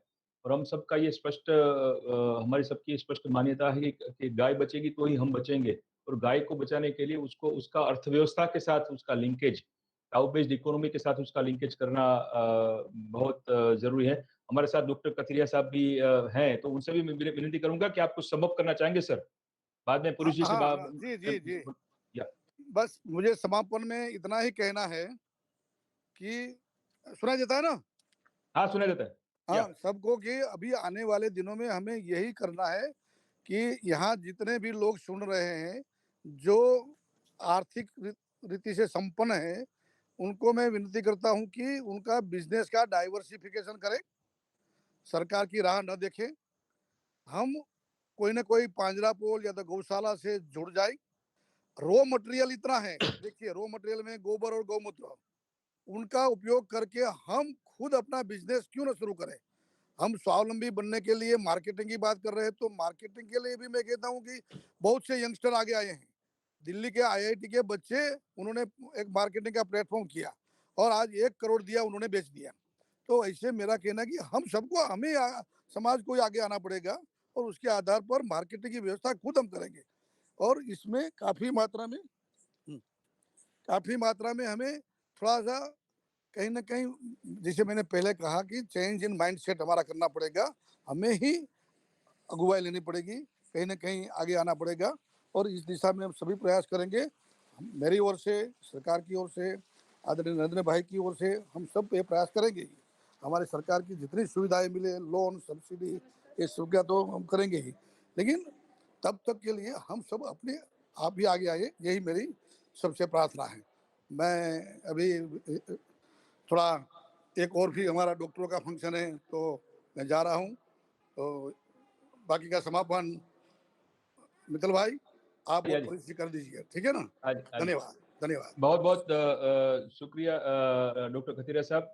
जैसा कि आप सबको विदित है कि आज का जो कार्यक्रम है वो राष्ट्रीय कामधेनु आयोग के चेयरमैन डॉक्टर कथिरिया साहब के मार्गदर्शन में राष्ट्रीय कामधेनु आयोग और करुणा फाउंडेशन ट्रस्ट एनिमल हेल्पलाइन के संयुक्त तत्वाधान में और पूरे भारतवर्ष में जो गौशाला पांजरापोलों को स्वावलंबन में बहुत बड़ा कार्य कर रहे हैं, ऐसी 9 जैसी संस्थाएं उनके संयुक्त उपक्रम में हुआ है। और बहुत सारे लोग हमारे साथ लाइव भी जुड़ चुके हैं इंटरनेशनल लेवल पे, उन सब का भी मैं वापस ऋण स्वीकार भी करता हूँ। ये आज का वेबिनार, मैं तो ऐसा नहीं बोलूँगा कि समापन की तरफ जा रहा है, मैं तो ऐसा बोलूँगा कि ये कुछ शुरू हो रहा है, क्योंकि मैंने जैसे पहले कहा 10 से ज़्यादा संस्थाओं के महारथी, तो ना राज्य लेवल पे नहीं, स्टेट नेशनल लेवल पे, बट इंटरनेशनल लेवल पे जो कार्य करते हैं गौ सेवा और जीवदया विषयक, वो सभी हमारे साथ एक मंच पे आज राष्ट्रीय कामधेनु आयोग के तत्वाधान में जुड़ चुके हैं। तो एक बहुत बड़ी गौ क्रांति का एक शुरुआत भी, जैसे हम इसको बोल सकते हैं। आज के वेबिनार के समापन की ओर ले जाते हुए हमारे पुरुष जी, मैं उनका थोड़ा छोटा सा परिचय दे दूं। वो आईटी से बिलोंग करते हैं और इस राष्ट्रीय कामधेनु आयोग के जब स्थापना हुई तभी से वो एक मजबूत पिलर के रूप में वो हमारे साथ जुड़ चुके हैं और अभी तक जैसे मैंने बोला कि 95 के करीब वेबिनार जो हो चुके हैं, पूरे के पूरे उन्होंने होस्ट भी किए हैं, अटेंड भी किए हैं और उनका जो फ्रॉम आइडिया से लेके एग्जीक्यूशन तक उनका ये बहुत बड़ा प्रदान रहा है। हमारे ऐसे ही दूसरे साथी मित्र अमल तलवरकर, जो कभी स्क्रीन पे नहीं आते हैं, हमेशा बैकग्राउंड में होते हैं। अमर तलवरकर का भी मैं तहे दिल से शुक्रिया अदा करता हूँ। हमारे सुनील कानपरिया जी, वो भी हमारे आईटी टीम के एक बहुत वरिष्ठ सदस्य हैं और वो भी बहुत अच्छा कार्य कर रहे हैं। विजय पाटिल जी, हमारे एसआर सिंह साहब, और ऐसे बहुत सारे नाम हैं, मैं किस का नाम लूं। ये सभी लोगों की संयुक्त प्रयास से और आप सबके आशीर्वाद से राष्ट्रीय कामधेनु आयोग का कामधेनु दीपावली अभियान आज एक ऐसे तबक्के में पहुंच चुका है जबकि ये अभी सप्लाई की चिंता हो रही है। ये जैसे देखा जाए तो बहुत पॉजिटिव साइन है कि मेरे ख्याल से पूरे भारतवर्ष में पहली बार ऐसा हुआ होगा कि गो प्रोडक्ट्स की सप्लाई कम है और डिमांड ज्यादा है। इस स्थिति में हम मंगल स्थिति में हम पहुंच चुके हैं। तो इस बार की दिवाली तो मैं 100% मानता हूँ कामधेनु दीपावली हो ही गई है। तो कामधेनु दीपावली अभियान का ये जो आज का जो वेबिनार है उसके समापन की ओर जाते हुए मैं पुलिस जी से विनती करूंगा कि वो शांति मंत्र से आज के वेबिनार का विधिवत समापन करें और जितने भी श्रेष्ठी हमारे साथ इस वेबिनार में जिन्होंने वक्तव्य दिया और बहुत सारे लोग जो सुन भी रहे हैं, उन सबका भी मैं ऋण स्वीकार करता हूँ। जय गौ माता। पुरुष जी, बहुत बहुत धन्यवाद मित्तल भाई। सबसे अंत में मैं आपका भी विशेष तौर पे आभार प्रकट करना चाहूंगा, क्योंकि आपके बिना आज की ये वेबिनार तो पॉसिबल ही नहीं थी। चीजें हम इस सारे मिलके शुरू करते हैं और उसको जो मजबूती आपके रहने से मिलती है, वो अभियान कोई भी बिल्कुल मजबूत हो जाता है। आइए अब शांति मंत्र की ओर बढ़ते हैं। ओम असतो मा सद्गमय तमसो मा ज्योतिर्गमय मृत्योर्मामृतं गमय सर्वे भवन्तु सुखिनः सर्वे सन्तु निरामयाः सर्वे भद्राणि पश्यन्तु मा कश्चित् दुःखभाग् भवेत्। ओम शांतिः शांतिः शांतिः।